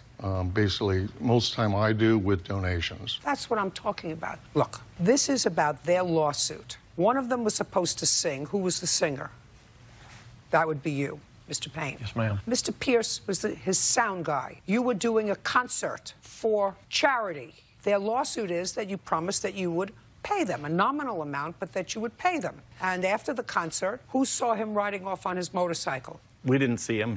When we came looking for him at the end of the event, he was gone already. So, How did he get to the event? on a motorcycle. Who was riding the motorcycle? I saw him actually ride the motorcycle into the parking lot. And the nature of your disability is? I ended up getting anxiety and depression. How long have you been on disability? I think maybe about sheet metal, structural steel, like a manager, supervisor. How old are you? 58. So you planned this concert, and when was the concert supposed to take place? September 24th. How many concerts have you put together? That was my first time I had attempted at trying to do a benefit concert. Yes, that is correct. And did you take a venue? Yes, I found the venue. What was the venue? They're called the Depot. It's like a bar and restaurant. Did you have to rent it? No, the owner and me have a relationship. He's a veteran. He's one of the veterans I Just thanked. answer my question. Did you have to rent it, or they donated it to you? No. Did you advertise the event? Yes. How? We had flyers made, and... Who had flyers made? Me and Mr. Payne. Who paid for it? His girlfriend at the time did that out of her heart. She just made us our flyers. How else did you advertise the event? When I go around doing my veteran thing, I go to American Legions, VFWs, just everywhere. And as I did that, I handed out my flyers and let them know that I was having a benefit concert. How much were the patrons charged to go to the concert? There was a $20 charge for the event. And then a cash bar. Yes. How many people did the restaurant bar hold? Their total, I believe, was 350. How many people showed up? In the vicinity of right around 55. I was hoping a lot of people were going to show up, and I was going to pay them out of, the revenue from the gate as they came in. Well, 55 people did show up. Yes. So there was some money. Yes, out of the 55, around 35 of them paid. Around 20 to 25 got let in free. By whom? Actually, it would be me. Because that was nice. That was came, nice of you. Well, when they came How in... were you supposed to pay the plaintiffs? Well, actually, it was due to the plaintiff. When they came in, they said that, no, we're here to present Brent Payne with a guitar or something like that. And they said, no, we were told we didn't have to pay. We're here just to do this presentation to him. So they showed up, and I was actually taken off guard, and how much was he supposed to pay you? His charge was $1,500 for the band. My charge was $900 for staging, sound, and lighting. Did you discuss that with the defendant? Yes, in advance. When? He first contacted me on the 19th. Of what? 19th of September, I'm sorry. 4 days or 5 days before the event, so it was very last minute he contacted me. When he told me he was associated with Mr. Payne, I'd worked with Brent in the past, and I thought, okay, he's above board. So I gave him a great deal, and what was the great deal? No, I'm asking you. You clearly weren't busy 4 days in advance. So papers that this was really, you were doing it partially for charity and partially for him. So what's your normal rate? Yeah, for something like this event, for all the equipment would have been close to $3,000 for staging, sound, lighting. For an event like that. Did you actually do all the staging, all the lighting, as if there were going to be 350 people? Everything as scheduled. And you, sir? Tell me about your discussion with the defendant about money. The early part of 2016, he had come to me to ask if I would be interested in doing a benefit concert for the... How many people in your band? 6. So you were actually making a couple $100 apiece for the evening? Yes, ma'am. Did you set the figure of $1,500, or did he? No, I did. He asked me what I would do it for, and I said 15. And what did he say to you? He said, really? He said, really? Yes. And then what happened? Then we started talking about, he asked me, well, what would it take?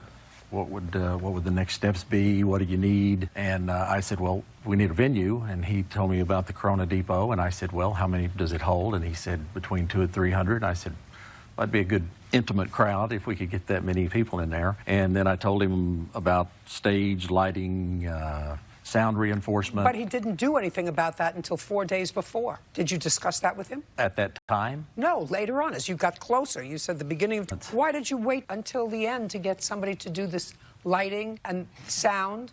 Your Honor, it wasn't mentioned early. It was mentioned a week before. When we had the flyers made, and I have one here, it shows that there's only 2 bands. I was doing this as best I could, and I had one band scheduled with Brent, and as he saw the flyer, and he was like, I always play in front of 2 bands. He goes, you have to get another band. So at the same time, he also said, hey, and how's the staging coming? How's the lighting? I'm like, I don't have any of that. I go, everything else is done, but you want an extra band? He goes, yes. He goes, I always play in front of 2 bands. So I started scrambling around to try to find another band in less than 5 days, and then I also had to scramble around and find a staging because the other bands didn't need lighting. They didn't need staging. It was a benefit concert. They were happy to play on the open ground that they had. I don't know what they were happy to do, sir. You owe them so far $2,400. Correct. So why didn't you pay them? Because I was depending on the benefit concert for the people showing up. I was using the proceeds to pay everybody. Yeah, but that was not part of your discussion with them. Yes, they knew that. No, don't tell me what they knew. I didn't hear that was part of the discussion.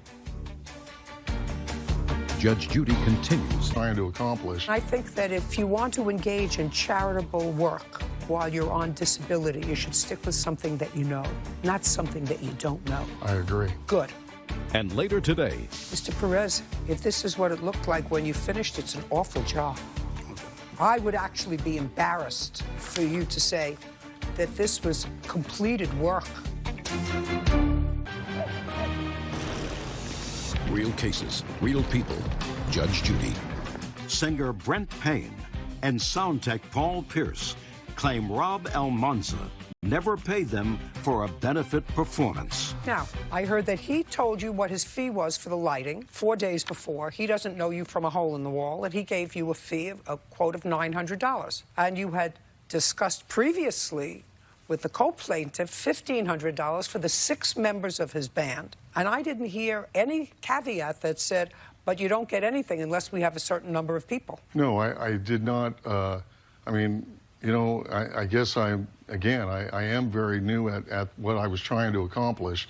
And they knew that, and I know they knew, because one of them, and as far as Paul on the stage, he asked for a check. I did give him a check, and I have a text in it where I'm stating to him, because he goes, check, but the proceeds will come in as the concert, and then I'll go to the bank, put the money in the bank, and then you will be able to cash that check. But it's only if the proceeds come in. Did he say that to you? Nope, that conversation didn't happen. What did happen was I said to him I needed to be paid in full before I loaded in, because I'm not going to go through the trouble. Fine. And what did he say to you? I said I'll accept a personal check on the day of the event, and if you have enough cash, you can give me cash and I'll give your check back. I have the text right here. I'd like to see it. The text, by the way, came Monday after the event that he said your check is not good. Just a second. No, you can look at the date on it. It's right there. I see what it says. It's perfectly clear. I hope you'll be okay with this. I can write you a check at noon, but the money for this function won't be in the bank until Monday. If you want, I can pay you in cash before you leave that night. Please let me know what you think on this matter, Paul. How about if you write me a check? No, that's not clear to me, sir. That's not clear to me. And I think that if you want to engage in charitable work while you're on disability, you should stick with something that you know, not something that you don't know. I agree. Good. Right now, you owe him $2,400. Judgment for the plaintiff. We're done. Parties are excused. You may step out. I wish, you know, that someone that is actually part family would have worked with me on this instead of us being here in court. I'm going to continue to thank our veterans, our police officers and firemen for their service to the country. There's more happiness in giving than there is in receiving. And now, the next case. All parties in the matter of Signs versus Perez. Step forward. Janelle Signs is suing handyman Christopher Perez for a poor paint job on her condo. Miss Signs, you hired the defendant to paint your condo. You went out of town, he painted your condo, you had paid him. Now you want your money back because you were not satisfied with his job. Not that I wasn't satisfied. He actually didn't finish the job, and he also lied to me and swindled that money out of me. While I was away, he got my mom... Just a second. You want your money back? Yes. Mr. Perez says that when you actually came home, you looked at the work that he had done. Stand up.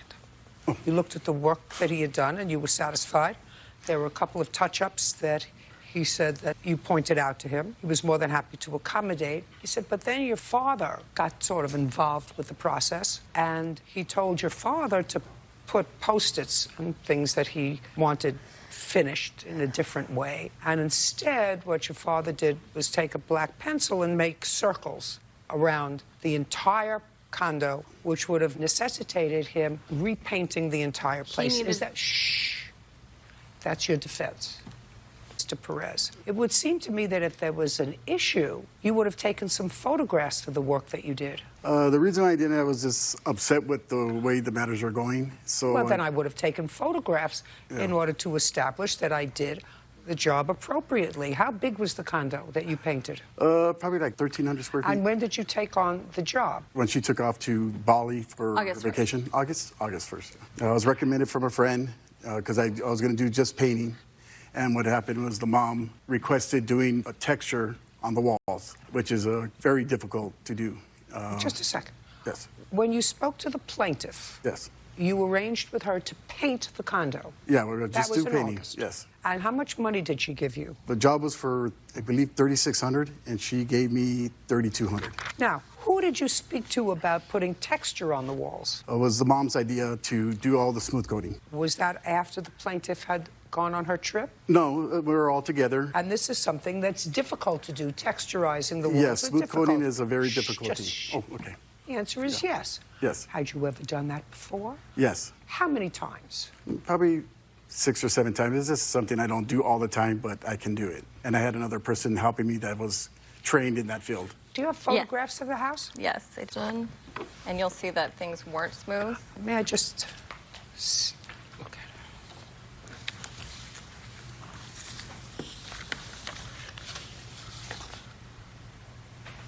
What is this that you're showing me? That's the cabinets. He was also hired to paint the cabinets. I actually have the contract if you'd like to see it. I would.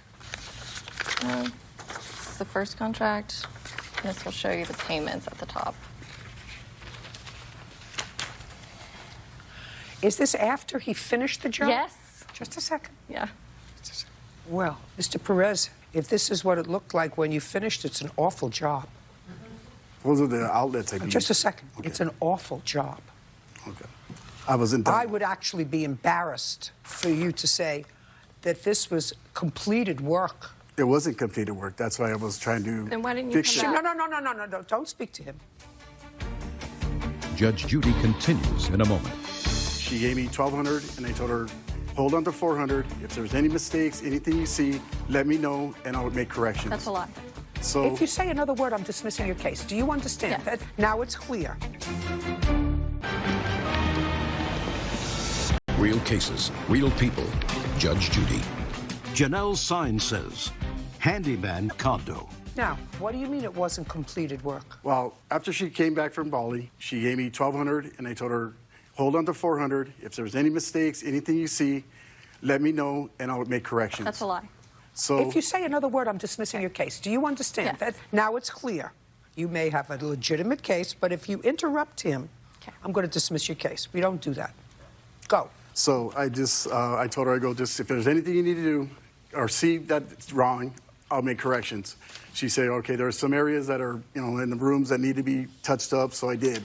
So I came back the next day, patched everything, and repainted the whole apartment again. And then she was still, I guess. What do you mean you painted the whole apartment again? I patched everything, and I just painted the whole apartment, everything. Well, that means that you did a miserable job the first time. Well, I had to cover all the patch marks that I did. Mr. Perez, this is terrible work. That's a vent. I don't care what it is. I have cabinets, I have vents. It's terrible work.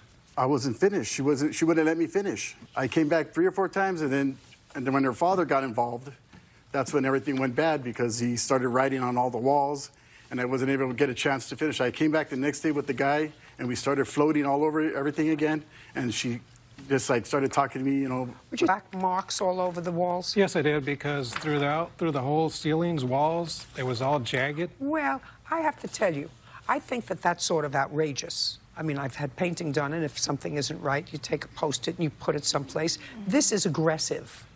I'm sorry? This is aggressive. My opinion, and my opinion here is the only one that counts, this kind of acting out is aggressive behavior. The reason for that, Honor, is because it was in large areas, and you couldn't see it. Then put a Post-it and say large area. Because in order to cover that up, that may not take one coat to cover up your aggressive behavior. That may take more than one. That was primer that what they had put on. It wasn't actual finished. No, it was painted, Well, finished painting. just a second. If it was primer, then he wasn't finished yet. He claimed he was. I'm so sorry. If it was primer, then he wasn't finished yet. I think you did a terrible job, Mr. Perez, and I would never use him again. Judge Judy continues in a moment. Closed captioning sponsored by. Are you the victim of a scam? Go to judgejudy.com. Like us on Facebook and follow us on Twitter. Now, it's either yes or no. No, I personally did not. Did anyone pay someone to repaint? Yes, my father did. Who did you pay? And I'd like to see the bill.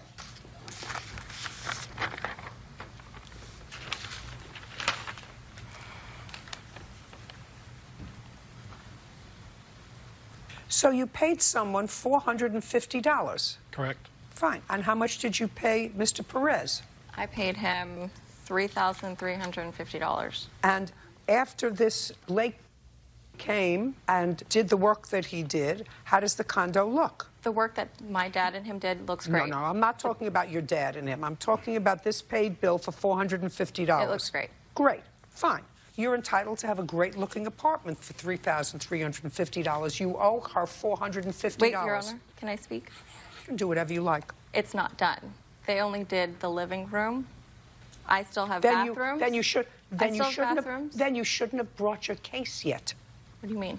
Then you should have waited until the job was completed. I didn't know I had given him He's- so much money. My mom had paid him while I was in Bali. $450. Then start communicating better with your parents. We're done here. Thank you. Excuse me, step out. Judge Judy continues. I feel like he wasn't putting as much effort as he should have been while he was doing the work. Let me stay here, and I'll work 24/7, and that's what I did. I put in 16, 18 hours. You swindled me for more money. There's always one bad apple every 10 years, so I got the bad apple.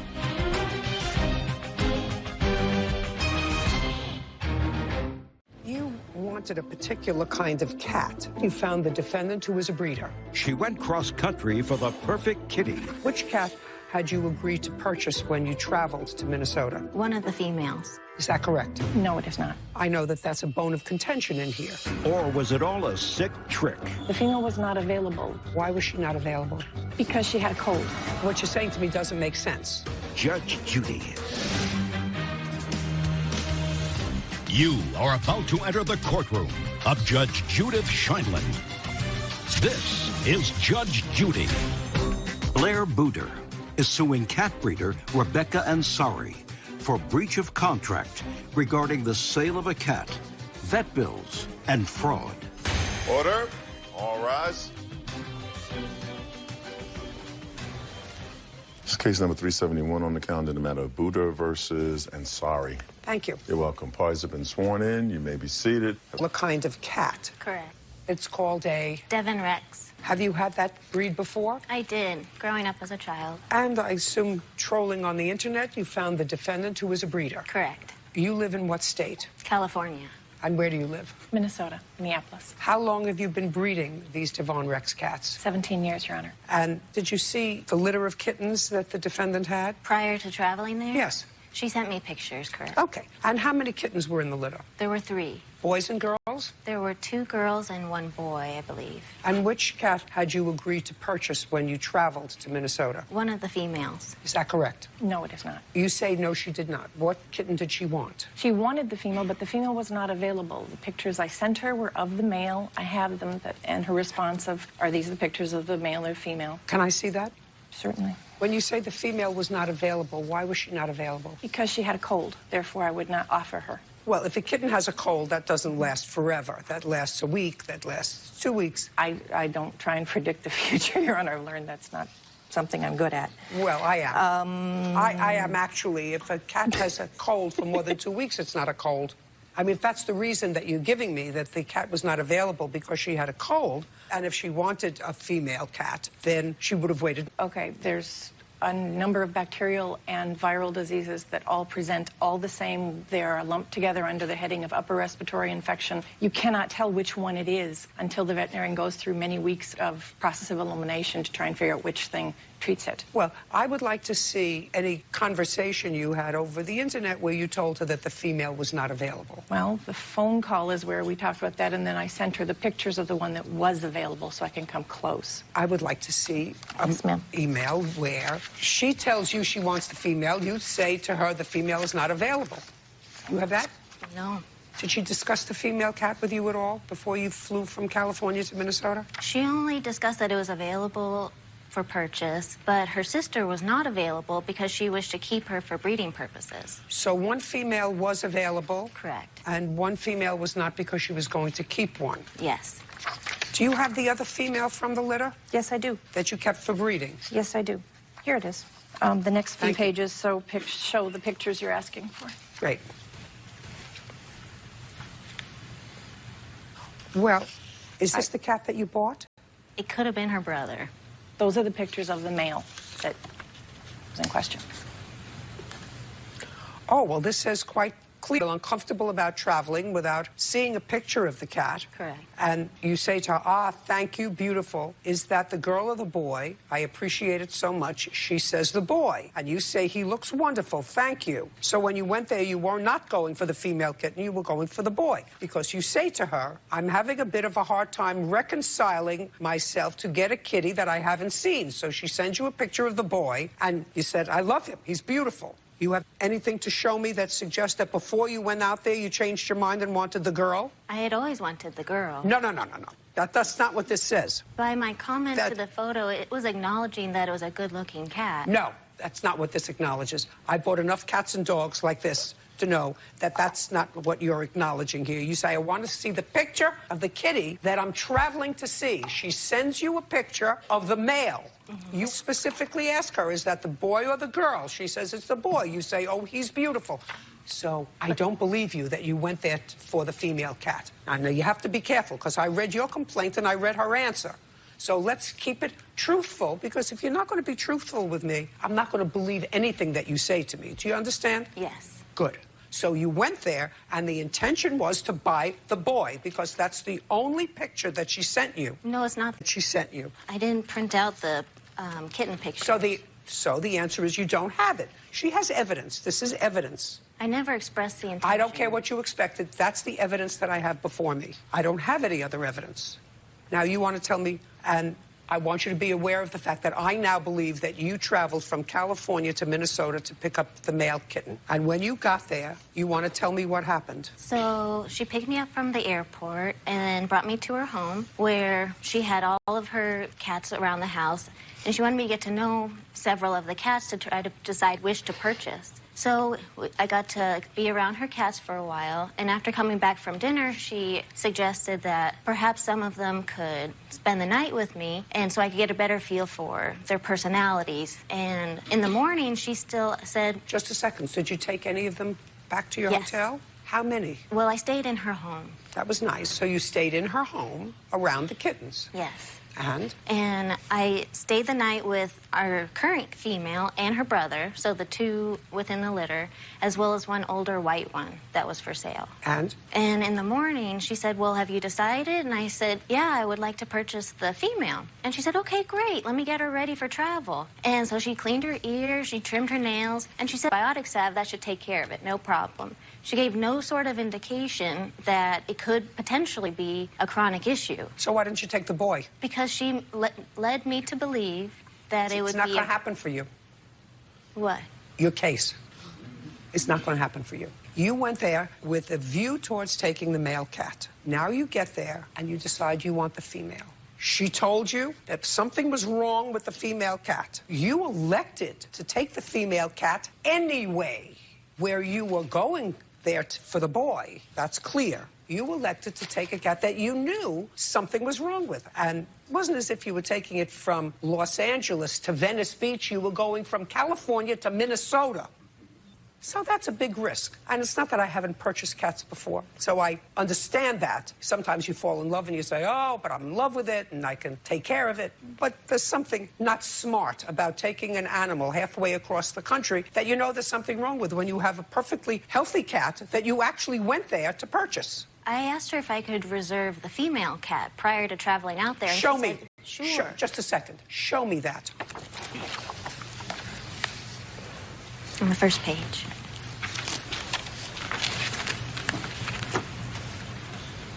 February 22nd at 11:59 a.m. This is dated February 27th, 5 days later at 5:50 p.m. So 5 days later, you're still talking about the boy. I never said I would like to reserve the male. Okay. You want to give her back the cat? She'll give you back your money? No, we're attached to the cat. Just a second. Point. You're attached to the cat. Well, then you can keep the cat and not get your money back. Now, one of the things that you are suing her for is you're suing her because she didn't give you the papers for the cat. Okay, you have the CFA papers for the cat? No, I have ACFA papers for the cat. A. Yes. May I see them? Yes, ma'am.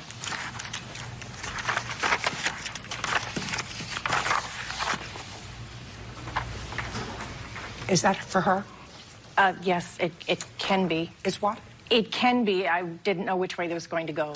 Okay, that's the way it's going. It's her cat. She doesn't want to give back the cat. She loves the cat. She wants the papers. She had to take care of the cat. It turned out to be more than a cold in the cat's eye. She shouldn't have taken the cat from Minnesota back to California. She should have taken that nice little blue boy.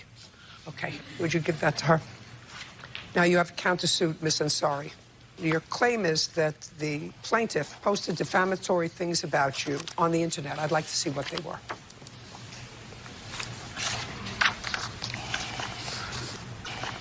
I don't see the paragraph that's supposed to go with that, but that's the result, the C. I don't know what this is. The Better Business Bureau, the Yes. rating dropped to a C because of what was submitted. Well, I and didn't see what was submitted. Yes, and And if it was her review of what her experience was, she's allowed to do that. She received a C rating because she failed to respond to the complaint. I don't know why she received this rating, and you can't tell me that unless you have someone from the Better Business Bureau or unless you can confirm that in a writing from the Better Business Bureau. Can you? No. Okay, fine. Do you have what she wrote? it looks like that may have been weeded out, Your Honor. Okay. My apologies. Fine. She now has papers for the cat. This case is over. Everybody's happy. You have the cat that you like, and you have no trouble anymore. Got it? Thank you, Your Honor. We're done. Parties are excused. You may step out. I tried to make a wonderful experience for someone brand new to this. It's been very stressful. It's hard to see her suffering every day. Found airfare, stayed in my home, chauffeured. Because we're constantly having to wipe her eye. Provided a $35 tube of medication. So it's been very, very frustrating. And what I get is being attacked. Have a veterinarian check the animal first. I shouldn't have been accommodating.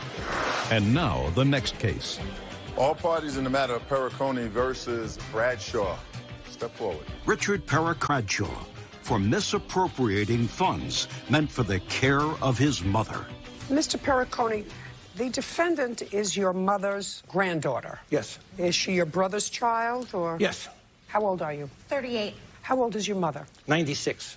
Unfortunately, this is what the case is about. There was a period of time when the defendant was responsible for your mother, for her physical care. Right. You were living in a different state. She was living in the same city and state as your mother.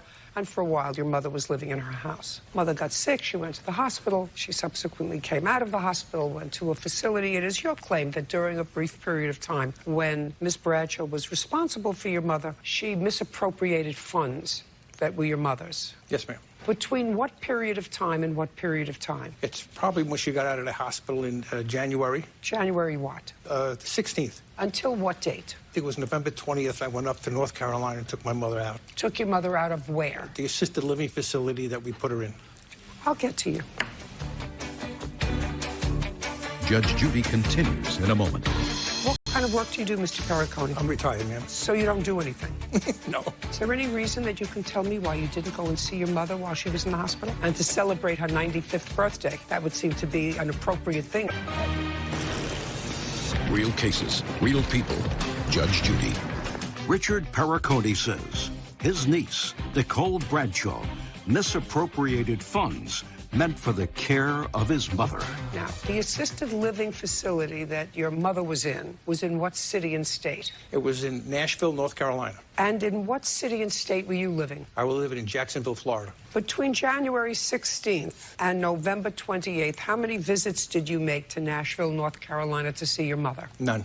Ms. Bradshaw, between January 16th and November 28th, were you living in Nashville, North Carolina? No, Your Honor. I was living in Rocky Mount. It was 7 miles away. But you were in North Carolina? Yes, ma'am. And the facility that your grandmother was in was what facility? In the time my grandmother left the hospital, she was first located to a rehab facility. So there was a gap between when she left my home and when she went into the assisted living facility. Okay, so first she went into the hospital. Yes, ma'am. What was the nature of her hospitalization? My grandmother got the flu, a very, very, very bad case of the flu. Okay, she was 94 at the time. 95 at the time, ma'am. 95.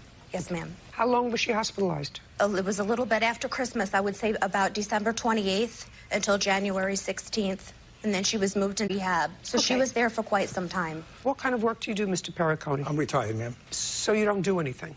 No. Great. Is there any reason that you can tell me why you didn't go and see your mother while she was in the hospital? Well, I didn't have time. I'm taking care of my daughter. How old's your daughter? My daughter's 22. She's disabled. Who else lives with you? My wife. And then your wife can take care of your daughter so that you can go see your My mother wife was working. once in 8 months. And to celebrate her 95th birthday, that would seem to be an appropriate thing for a child to do. Yes, ma'am. Right. Now, during the time that your mother was not living in your state, you were not physically responsible for her, and you did not visit her. What kind of misappropriation of money are you alleging? Well, I told Nicole that I would give Nicole my mother's Social Security and my father's VA pension, which amounted to $2,250, and she could have that as long as she took care of my mom. So? And from what I understand from my mom... So you can't tell me what you understand from your mother. Nicole and I spoke on the phone numerous times about what my mother wanted and what she needed to have for her. She enjoyed certain things. And Nicole would complain to me, I don't have time to go get these things, all right? And your mother doesn't need all these things. She's in the facility. And I said, well, for $2,250, you should make a point to get her. Just a second. Let's figure out first, how much was the facility? $1,850. So we're not talking $100. Yes, ma'am. Great. Okay. Judge Judy continues in a moment. In the beginning, I went quite often, 5 days a week. And then? And then my grandmother continued to tell my uncle that I wasn't providing her the things that she needed. Okay, give me an idea of what you used that other money for. Real cases, real people. Judge Judy. Richard Perricone says his niece, Nicole Bradshaw, misappropriated funds meant for the care of his mother. Now, the facility, which you paid for, I assume you paid for. Yes, Your Honor. Yes, ma'am. Was $1,850. Then we're talking about $400 that you think this young lady owes your mother because she didn't get her the things that she wanted or misappropriated that $400 over a period of time. Right. Show me. I can't show. I don't know what she did with the money. How often did you visit your grandmother? In the beginning, I went quite often, 5 days a week. And then? And then my grandmother continued to tell my uncle that I wasn't providing her the things that she needed. I was babysitting at the time. I'm a stay-at-home mom of 2 children, and the time dwindled. Whatever. So in the beginning it was okay, and then it got to be a little too much. Once she got acclimated and made friends there, my time got back. That other money for? My grandmother had a phone in her room.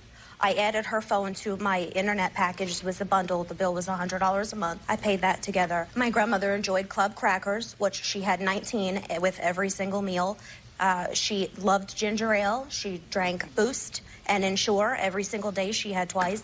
Ice cream, decaffeinated coffee. Okay, listen to me. When you decided to move your mother to Florida, yes, ma'am. Where is she currently living? She's living in Florida, St. Augustine, about 20 miles from me. No. So just how many miles from you? About 20. Go ahead. I actually Googled the distance between the facility and where he lives, and it's over an hour. St. Augustine from Jacksonville is just an hour. Give me the name of the facility. Silver Lake Retirement.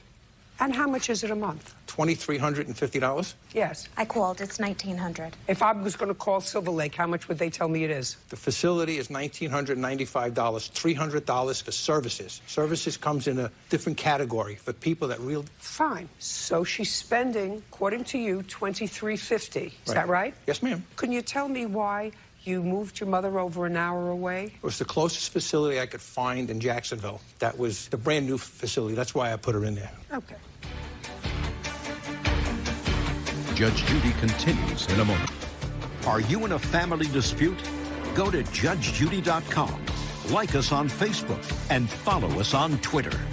Okay, does your mother have any money other than this $2,250 a month? No, ma'am. And are you buying her Boost and her Ensure? Oh, yes, and definitely. How often do you go there since November 28th? 3 times a week. Great. Okay. Now, Mr. Perricone, I think that what you did is you went down. Now she's your responsibility. Miss Bradshaw maybe cut off a little bit more than she could chew when she took over taking care of an elderly lady with some illnesses. But I'm not getting involved in how she spent and what she used with the additional couple of bucks that she had as a result of being a short-term payee. She took care of your mother. For that, you should pay her. It's not her responsibility to take care of your mother. Legally, it's not your responsibility to take care of your mother. But between you and a grandchild, it's your responsibility to take care of your mother. And instead of suing her, you should say, look at me. Thank you. No, we're done here. Sorry. Parties are excused. You may step out. Judge Judy continues in a moment. And on the next Judge Judy. She wanted a little more attention from me than I can give her, so she would tell my uncle that she was out of something. When I speak to her on the phone, is your ginger ale? After I had just dropped it off, and I would go to the store and bring it up there, and she had mountains of the stuff there. She says, no, Nicole comes in here and tells me, you don't need to drink ginger ale. You don't need to have your club crackers. Absolutely not. And she never bought the stuff she claims she did. She's just old and lonely. Well, if you're going to have a family member help them out, you got to make sure you have it in writing, like you do anybody else. My uncle was all I had. He was